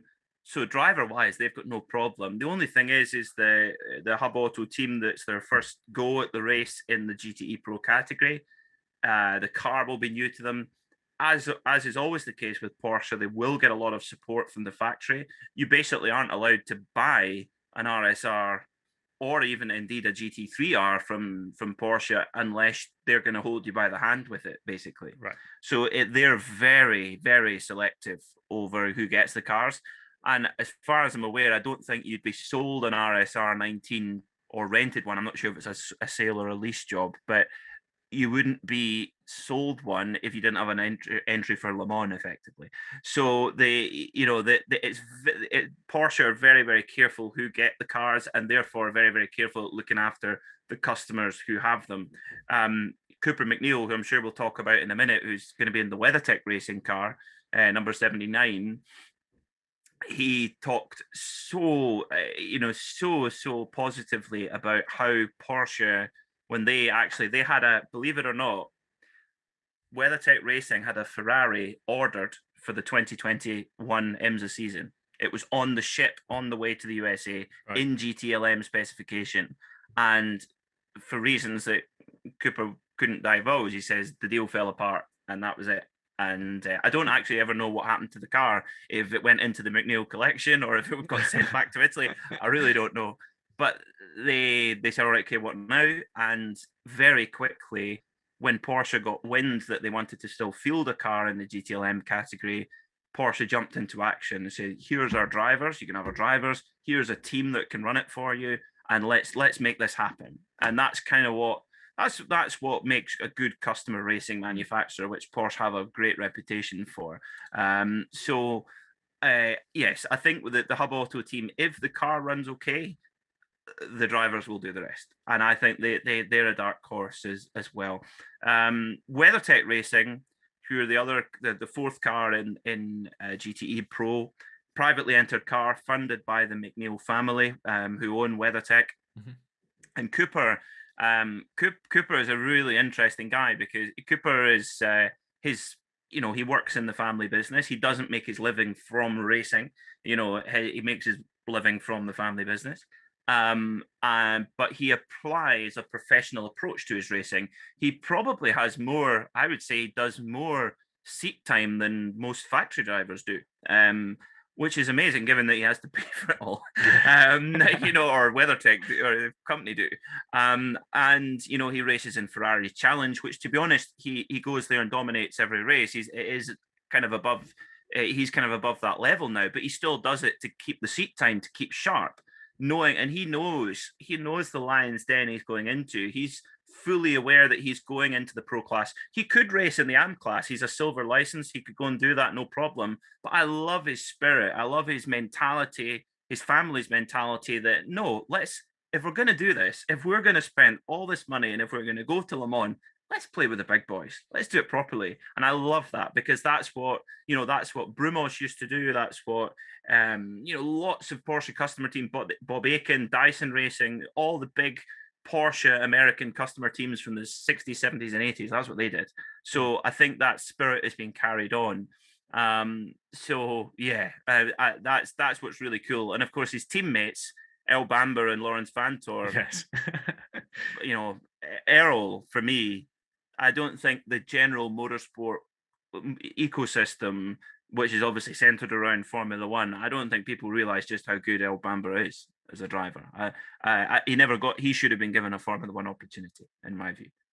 And, given his opportunities in LMP1, he more than proved himself. Now in his exploits in GT machinery, like you say, very much one of the talents, probably, that, the stars that people don't pay the most attention to. And in this WeatherTech Racing entry, the addition of Bamber and Vantor for this race is really exciting, because I do get the feeling that both of them have a point to prove as well this weekend. And I get the feeling that it would add an extra element to it if they get a strong result with this team, with the knowledge of, Cooper McNeil in the lineup. Let's be honest, lower rated driver. He's not the quickest, these are all factory lineups, really. And Cooper McNeil admittedly will be towards the bottom of the timesheets.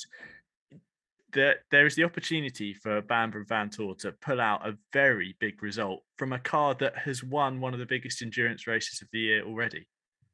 That's right, it has indeed, and the difference is that in the way that IMSA works, which is where the Sebring 12 hours is, the way that works is you've got, every time there's a safety car, the whole field is reset. So effectively, if you're still, as long as you remain on the lead lap, you're in the game.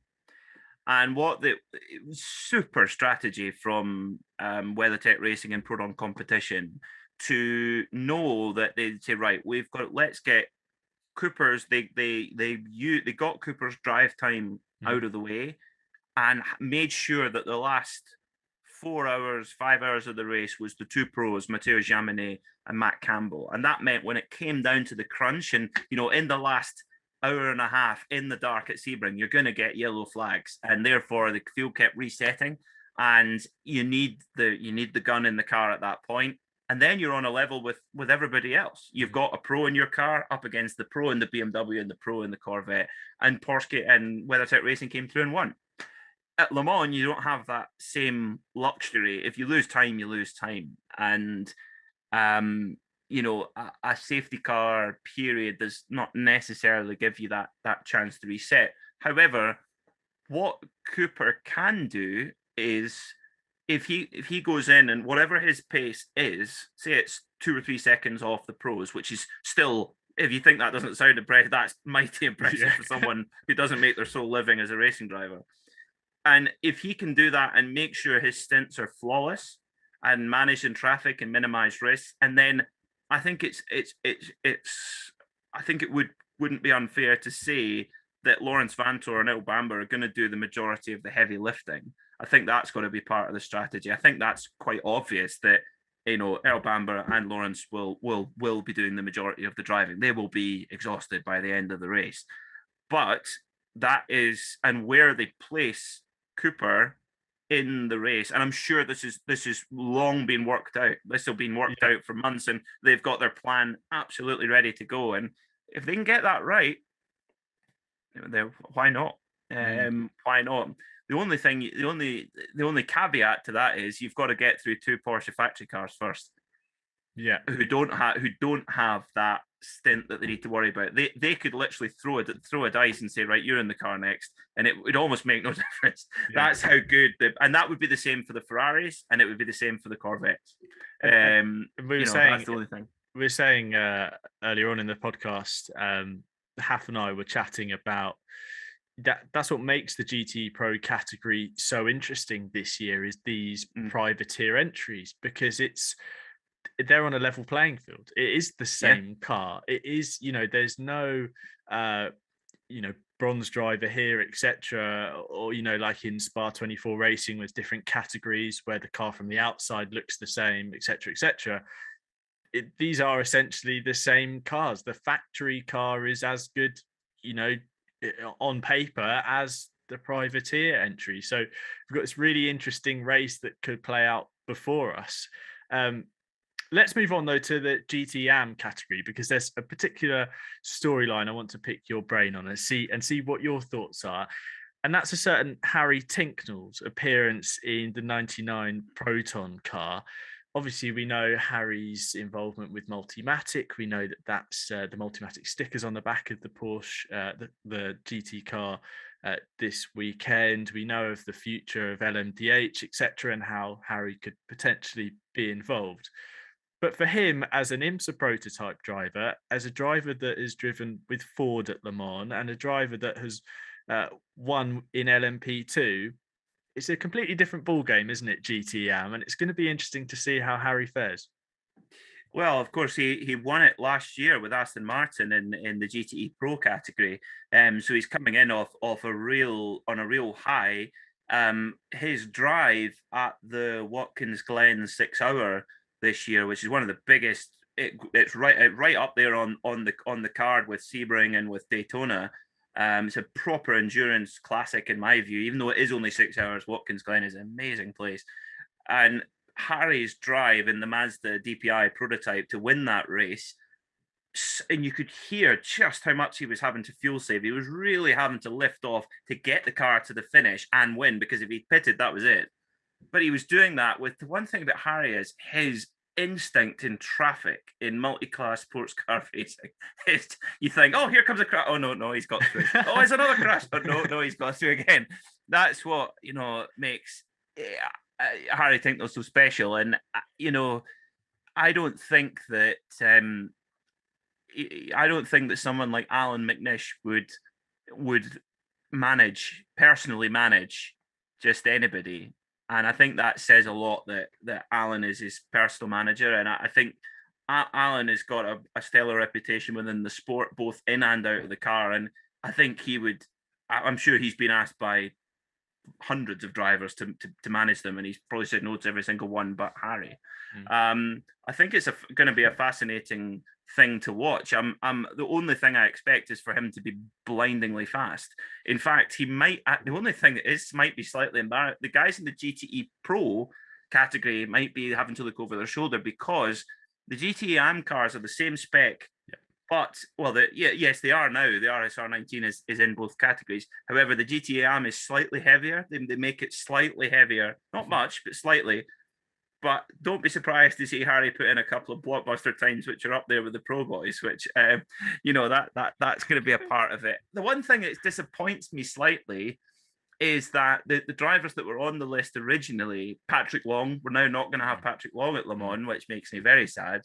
And one driver who was on the entry list to begin with was Felipe Fernandez Laser as well, who is actually, a lot of people don't realize he's still a silver rated driver, even though he is definitely a gold level pace at least.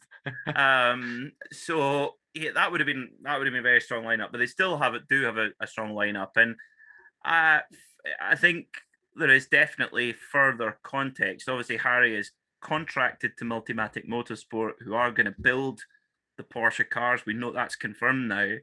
So, it's easy to put two and two together and think, if this goes well, does this put Harry in the frame for, a Porsche LMDH drive, whether that be with the full factory Penske team or whether that be, in a customer team? We don't know. But I think I have to say, I was, until the news came out, I was amazed that he wasn't on the entry list. To think that Harry Tinknell was going to be sitting at home until a couple of weeks ago is bizarre as well. The fact that we came so close to him not racing this year is something that I think has almost been forgotten about a bit.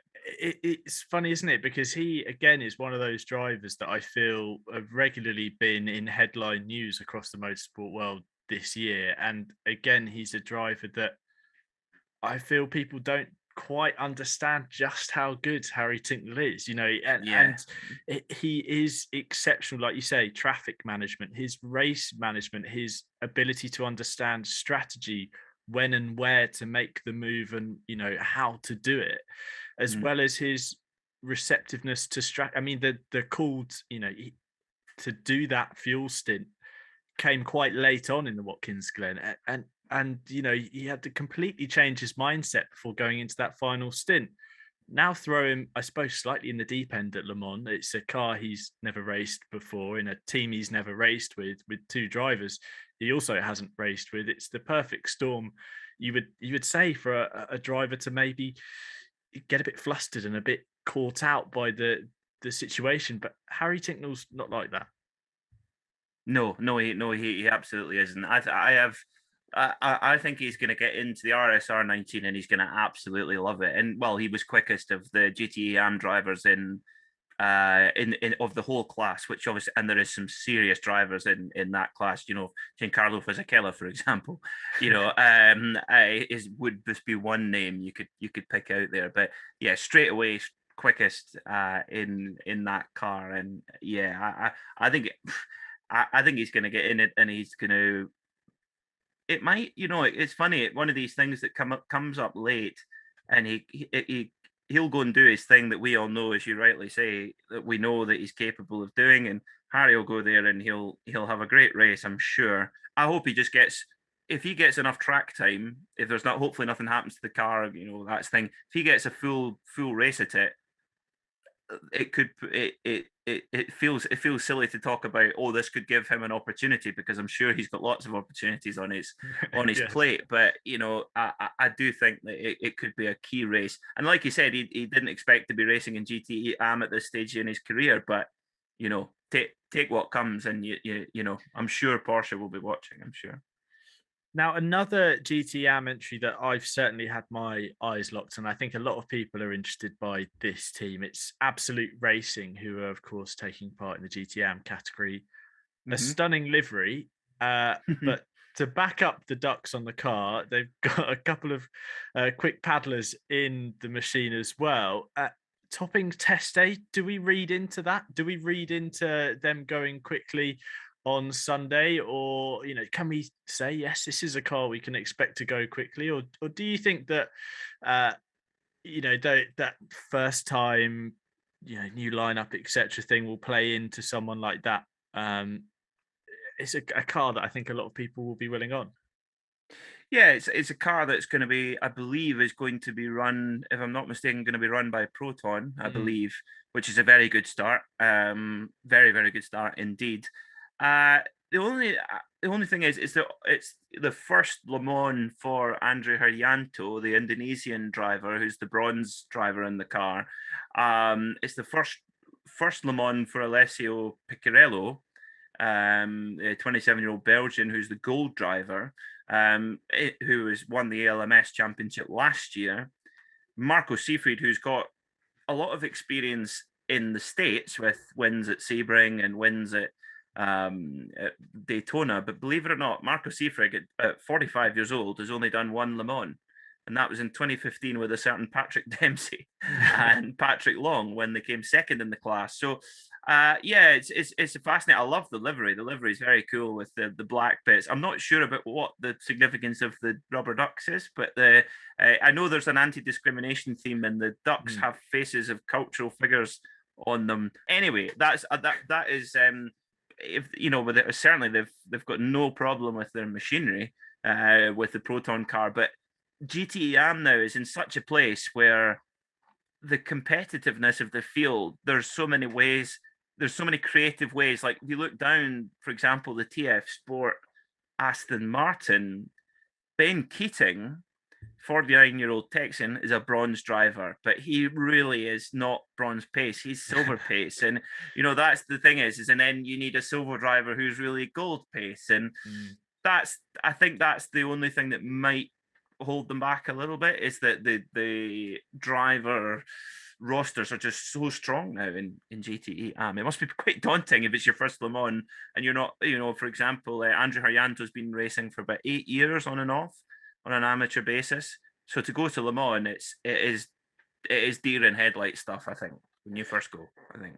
And amongst the new faces as well, we have Herbeth Motorsport. Now, I must admit that my podcast host, Haff is a bigger 24-hour series fan than I am, but I can still delight in the fact that the Herbeth name is racing at Le Mans. Another team, another name that potentially, your new sports car fans might not know about or might not have come across, but another name that's a valuable addition to the GT Anfield in 2021. I think it's a great Cinderella story because they've got here on merit. You have to. That's the one thing that I think a lot of spectators sometimes don't appreciate is that you are invited to Le Mans, and you can't just turn up and say, yes, I'm going to race it this year. It's you either have to be invited or earn your place by winning. There's a certain criteria. If you win ELMS, you win the European Le Mans Series, or you win the Asian Le Mans Series, or if you're one of the top IMSA teams or whatever it might be. And they've done it. They've gone out to Asia. They've won the Asian Le Mans Series GT Championship, a 10-day championship, 4 races in 10 days. And they've earned their Le Mans invite. And for Robert and Alfred Renauer, the brothers who own Herbeth Motorsport, it's so cool to for them. And they're used to running the Porsche 911 GT3R, the GT3 racing version of the 911. But this is them now stepping up to the RSR because, of course, oddly in the Asian Le Mans Series, it's GT3 regulations for the GT cars, whereas the European Le Mans Series is the GTE regs. So that's the bit that is quite interesting. So they're stepping up to the big boy, the RSR. So, but I think they're going to have a great week. They're going to really enjoy it. All of the drivers in the car, it's their first Le Mans, and it's the team's first Le Mans. So I think they'll be, if they get to the finish, I think they'll be able to chalk that up as a good result. I think that's got to be their target, is just get the car to the finish, run it safely. And the thing is, if you run a clean race to the end of the finish, you look at the scoreboard, you go, oh, okay, didn't expect to finish that high. You never know. Of course, as we mentioned earlier on, and you went into detail about that, the Porsche customer teams, they have backing from Porsche as a manufacturer.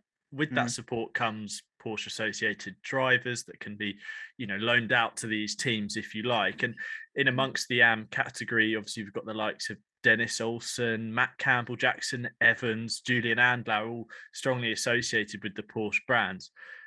Is there one of these young drivers that you think is in need of a strong performance this weekend? Is there someone who needs to maybe prove themselves, or do you think that reality is they're all there because they can pack a punch, and they're all going to be packing a punch this weekend?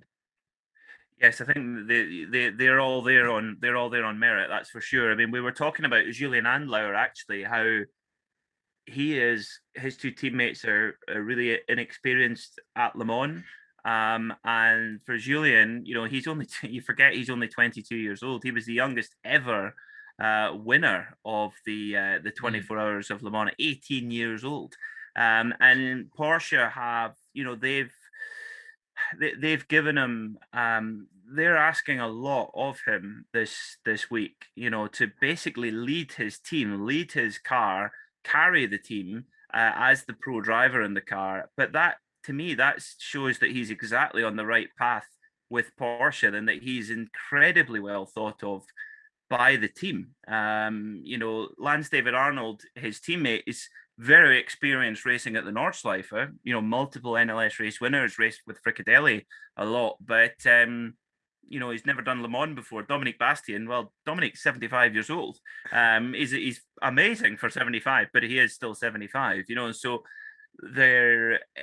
for Porsche to put that faith in Julian, I think tells you all you need to know about what they think about his future and how they have a future for him. Matt Campbell, I think he's going to be in with the furniture at Porsche for a long time. Likewise, Dennis Olsen, the only driver who I would say not necessarily something to prove, but maybe someone who is hoping to get the silverware and the results for what they deserve, is Jackson Evans. Jackson Evans has come up from, a bit like Matt Campbell, has come up by the bootstraps through production racing in Australia, gone on to scholarship programs, and has literally dragged his way up from zero. Just like what Matt Campbell has. In fact, I believe Matt Campbell and Jackson Evans actually share a flat now, and you know, and Matt's sort of a year or two ahead of where Jackson is on the kind of Porsche ladder, and that I think that's critical as well. And for me, they're arguably the favourites actually. Matt Campbell, Jackson Evans, and Christian Reed. For me, I think they're going to take. They are in the same car, I'm sure. Yes, they are. They are. Yeah. For me, they're. I would put them as the favourite for GT. That's handy because that leads me on to my penultimate question was to ask you to pick a winner from each class. But importantly, do you think? I mean, you must do. But are we going to get a double Porsche victory? Do you think in GTE? Don't think so. No, I don't think so. No, GTE Pro. So hard to tell. The one thing is you cannot ever write off Corvette, even if they've turned up with the car that's maybe not necessarily the quickest. They are, I always say, a not so lean winning machine because it's incredible. Whenever they have competitions for the best pit crew, they used to do them a lot in the American Le Mans series. Corvette won every time, and Corvette always are the ones who execute the best on strategy and on pit and just pit execution and race execution. They are incredibly loyal to their drivers. Only 22 drivers have ever gotten in the cockpit of a Corvette factory car. And this year it's going to go up to 25 because Nick Tandy is going to be in one, Alexander Sims, as you mentioned, and of course Nicky Katzberg. So Porsche have got to get through the Corvettes, and the Ferraris. They're always going to be there as well. GTE AM. Again, GT AM is kind of a little bit of a numbers game as well because there's just, you mentioned there's a lot of Porsches, but there's even more Ferraris. There's Ferraris everywhere. You know, and you look at some of the lineups and you think, my God, that's a tough school. I think a double win is really, really tough. It's been 2 years now. 2019 was the last time Porsche had any win at Le Mans, and that was Project One, who actually didn't even win on the road. If you remember, that was when the Ford GT entered privately by Ben Keating and his teammates Jeroen Blekemolen and Felipe Fraga. They won on the road, but then, of course, they were later disqualified for a small technical infringement. So it's been a while. It's been 3 years since there's been a GT Pro win. So it's it's hard to say. That's why we love Le Mans, though. I mean, really, you couldn't really predict it. The only thing that might hold Corvette back is that it's the first year at Le Mans with the car, and it's become a bit of a trend that, and you can totally understand why, that the organizers are quite careful not to have a new car come in and just pulverize everybody. So they often go on the more cautious side and hamper a car that's maybe been that's in its first year, and then it comes good in the second year. The only caveat to that is that Corvette have been good at doing. They have turned up to various WEC races with the C8R on a one-off basis, and have not had good results. And you know, so you could argue that they've given ACO enough mileage to get an accurate look on the car in terms of balance of performance.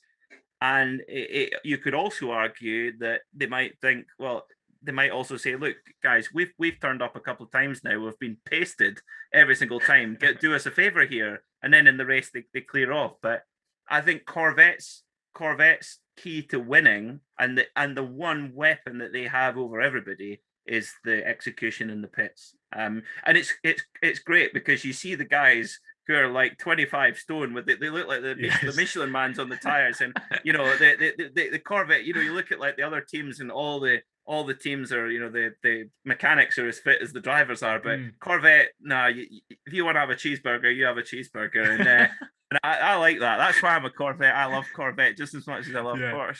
because you get these big guys like wobbling around, and you've never seen someone change a tire so quickly, and it's brilliant. I love how I was just going to say, I love how with Corvette, that comparison you make, a Porsche gets wheeled into the garage, a Ferrari gets wheeled in, you get people, engineers, laptops, you kind of get this very scientific approach to making a change.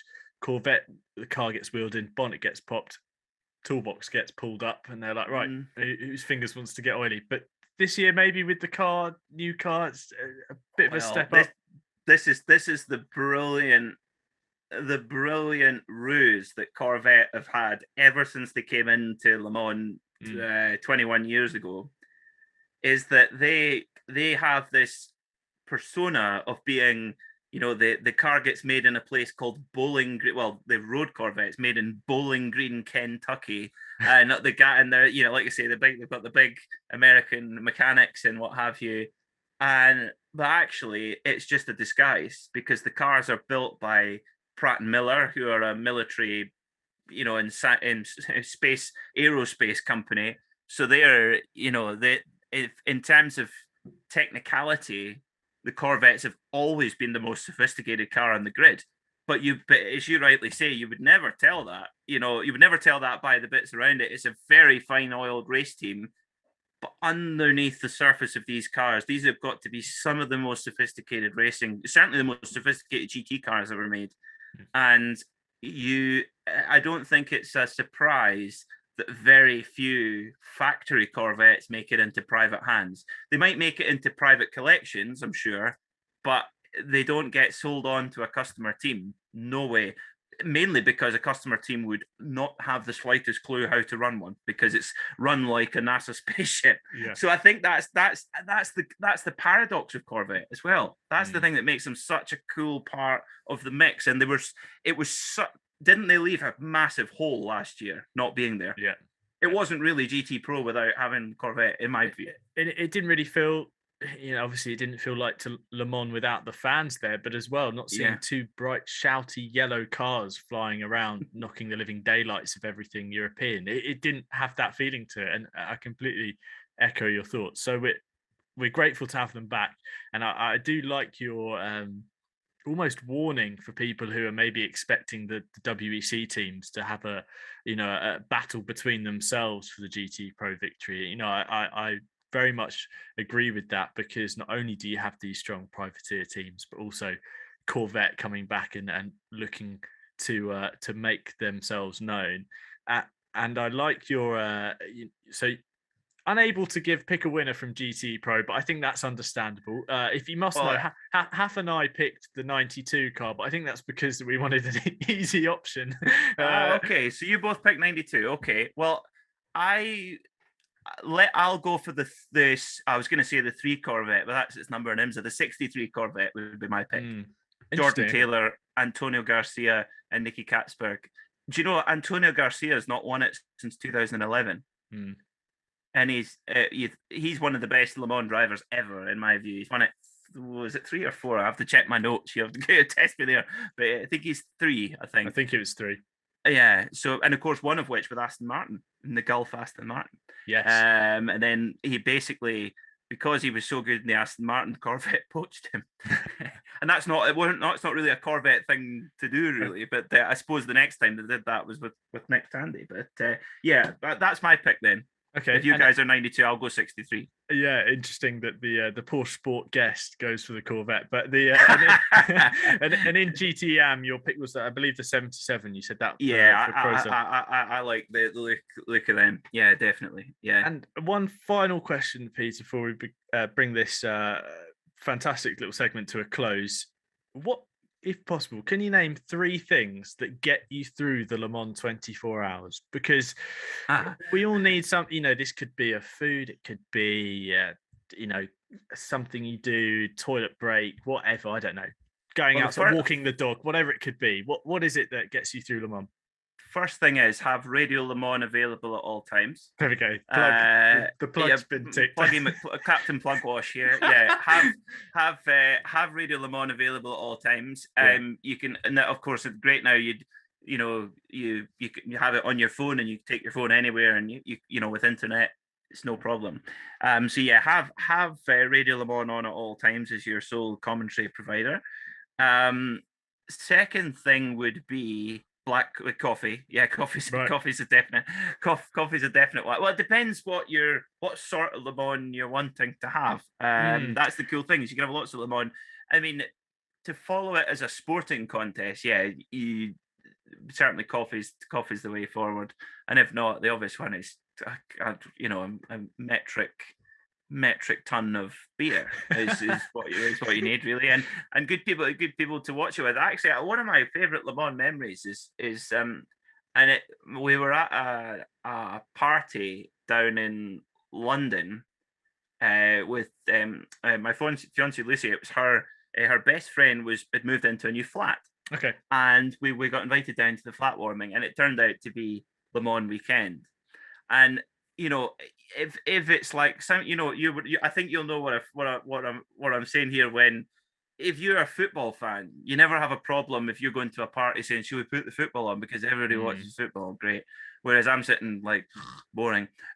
Or if it's a rugby match, or if it's a popular sport, or if it's a well-known sport, tennis, rugby, football, usually not a problem. But for motor racing, it's seen as a bit geeky, and oh no, we can't sit and watch that.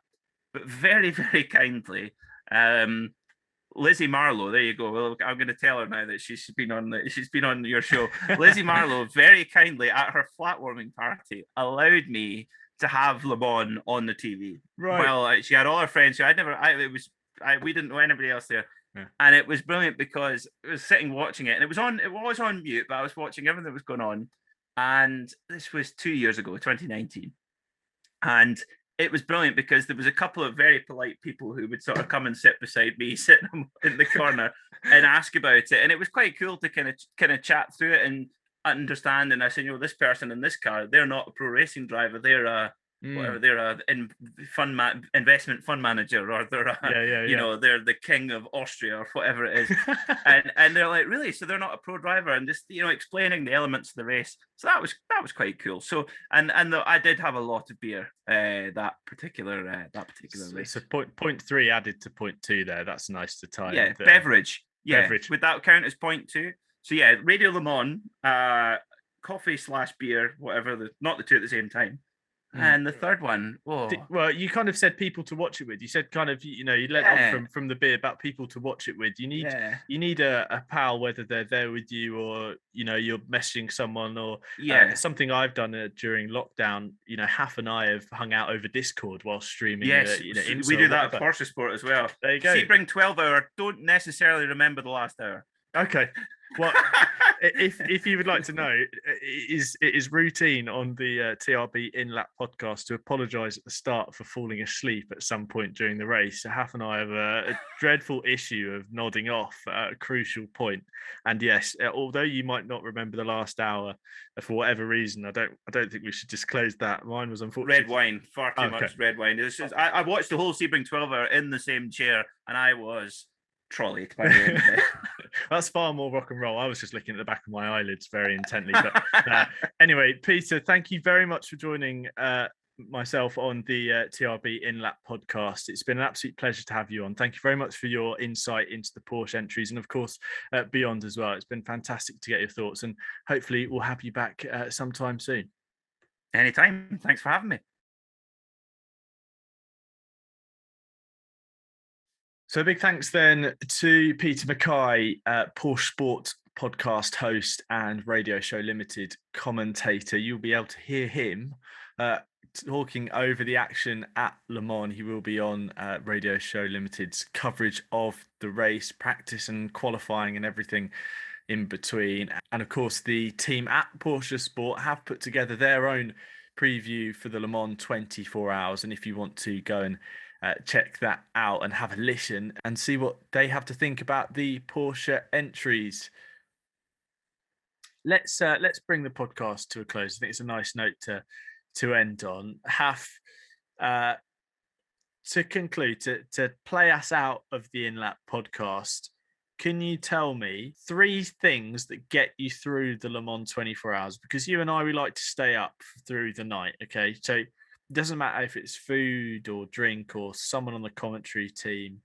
I'm looking at you, Jamie Campbell Water, or if it's whatever, the sunrise, whatever. 3 things that get you through Le Mans. Go. Great question, and I wish you'd asked me this The earlier. So I could actually the fact that I'm not top of the list is I'm gonna cry. Yeah, you haven't even heard it yet, mate. Come on, you haven't even heard it yet. One thing that gives me a big boost well into the night is twilight. That phase of the race. Every single 24-hour race we watch, we end up taking at least 5 to 10 minutes, often longer, to just be like, oh, look at this. Just look at this. Bit of ambient light in the sky. The brakes are starting to glow. The flames are starting to show. I'm rhyming now. That's just how beautiful it is. Headlights getting brighter, and you know there's a long night ahead of you. But the feeling that gives you propels me well into the small hours of the morning. So that's number 1. Number 2, you making me a cup of tea. Something about your cups of tea just hit different. And I know there will be a point where I'm flagging at maybe 3, 4 a.m. and I just do need that pick me up. And I don't need it in the form of a huge sugary drink or something filled with caffeine. I just need a nice cup of tea. Yeah. Maybe while there's a nice little class battle going on. That always gives me a bit of a boost. And third thing, actually, weirdly enough, I actually don't really like sunrise endurance events. We always get a bit morbid. We always feel a bit sad about sunrise. So like, oh, that's it now. Like, oh, it's the run into the end now, isn't it? Exactly, yeah. In some ways, it's a welcome sight because obviously, you know, the race is long. And in many ways, recently, it's become more of a welcome sight because the headlights are so bright now that you're just like, oh, yeah, I'm actually going to be able to see what car's coming towards me before it's actually passed. The third one, I don't know what the third thing is. I think sheer delirium after about 9 a.m. onwards is what keeps us going. There's always an hour where everything becomes absolutely hilarious. And then we just end up crashing a little bit and flagging. And then something inevitably snaps us out of it where it's like, oh, Mike's, look, this battle's back on. Or they've just stopped on track and they've lost the lead. Or something big happens and snaps us out of that, which then puts us way back into focus. We're back into this mode now. To give an example of that point, I think when we went to Le Mans for the first time in 2017, we got up in the morning. We're having quite a giggle to ourselves on the walk up to the track, only to cast our eyes across to the nearest big TV to see that a P2 was leading. And the giggles and the kind of like stupid banter that had, you know, preceded just came to a halt immediately. And, you know, everything got a bit more scary. Oh, that's my third point. Having a little power nap and not knowing what you're going to wake up to. Yes. I love that feeling and simultaneously hate it because I could come back to anything. Yeah. We had it big time. Me and you had it at Spa this year where we watched quite a lot into the night at Spa 24 hours and then had that feeling in the morning waking up being like, is it dry? Is it wet? Are the same cars that were leading the race and leading the charge when I went to sleep even running anymore? Has there been huge safety cars? Has it been clean green running? Who knows? I love that feeling. So that's my third one, as well as the sheer delirium being abruptly ended by something massive, history changing happening out on track. So here are my three things. My 3 things are, one of them is a bit similar, classic. Never underestimate a good cup of tea. Because it doesn't matter how many Monsters or Red Bulls you want to cram down your throat at Le Mans or whatever, how many espressos you try and neck in the morning, how much sugary stuff you eat in the night whilst you're trying to keep your eyes open. A solid cuppa and a bit of fresh air, if you've been sat indoors watching it, just can't beat it. Even like when Daytona's on, it's January and it's a bit cold. Something about, you know, peeling yourself away from the screen, make a cup of tea, maybe just crack open the back door and get a bit of cold air on your face, go back upstairs, carry on enjoying the race. That always happens. Number 2 is it's again, it was your point, but it's the knowing that it's going on in the world at that point. For people who can't be there, and we feel this because we've been to Le Mans and we love it, but there's so many races we want to go to.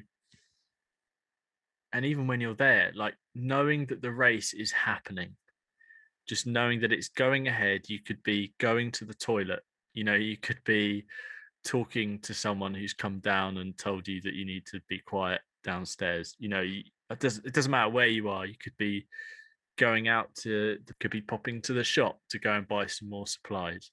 Knowing that the race is still happening, much along the lines of what you're saying, and that tweet I put out during Spa about knowing that it's still going on. It's just brilliant. I just love it. A Grand Prix on, you go to the toilet, you probably miss something happening. Any other sport, you probably miss something important. Endurance racing, yeah, you run the risk of missing something important, but it's the fact that, like, even in that situation where you are on the toilet, that the race is still happening. It sounds ridiculous, but I feel like people will get me. Get it completely. It's very weirdly comforting as well as being very exciting. And also because we look forward to this particular weekend, especially with Le Mans. It applies to Daytona, obviously. It applies to Sebring. It applies to 24 Hours of Nürburgring, Spa, but especially Le Mans. This is the weekend I've waited for all year, and it's happening now. So I constantly feel like a child internally. So I completely get that. As ridiculous as it does sound, it is completely true. And my third and final point, and we're not going to elaborate on this or go into any detail, it's not knowing what the hell Martin Haven's going to say next. So anyway, thank you very much, everyone, for joining us on this special edition of the TRB In-Lap podcast. I would like to give a huge thanks to PorscheSport and Radio Show Limited's Peter MacKay for joining us. And of course, a big thank you to everyone who has listened into the podcast in the all the episodes so far. Congratulations if you made it this far as well. Thanks to Haff for once again joining me on the poddy. I hope you have a fantastic weekend, my friend, and enjoy the race. And to everyone listening, I hope you too enjoy the Le Mans 24 Hours. It's going to be a fantastic race. I can just feel it. Stay locked in to TRB, whether it's on Twitter or Instagram. There's going to be a lot going on, a lot of race coverage, a lot of conversation. Turn on the post notifications. Why not on Instagram? Or, maybe if you don't already, drop me that follow on Twitter, because I will be very active throughout the race. And I look forward to engaging with all of you as much as I did last year in the 2020 event. I had some fantastic conversations with you guys as the race went on, and I provided updates throughout the night. So I'm thoroughly looking forward to it. I hope you've enjoyed this run through of the categories. And I look forward to chatting to you guys and to Haff on Sunday afternoon, where we can barely keep our eyes open. But from Michael Haffenden and myself, Tim Fullbrook, this has been the TRB In-Lap podcast presented by Racing Edge.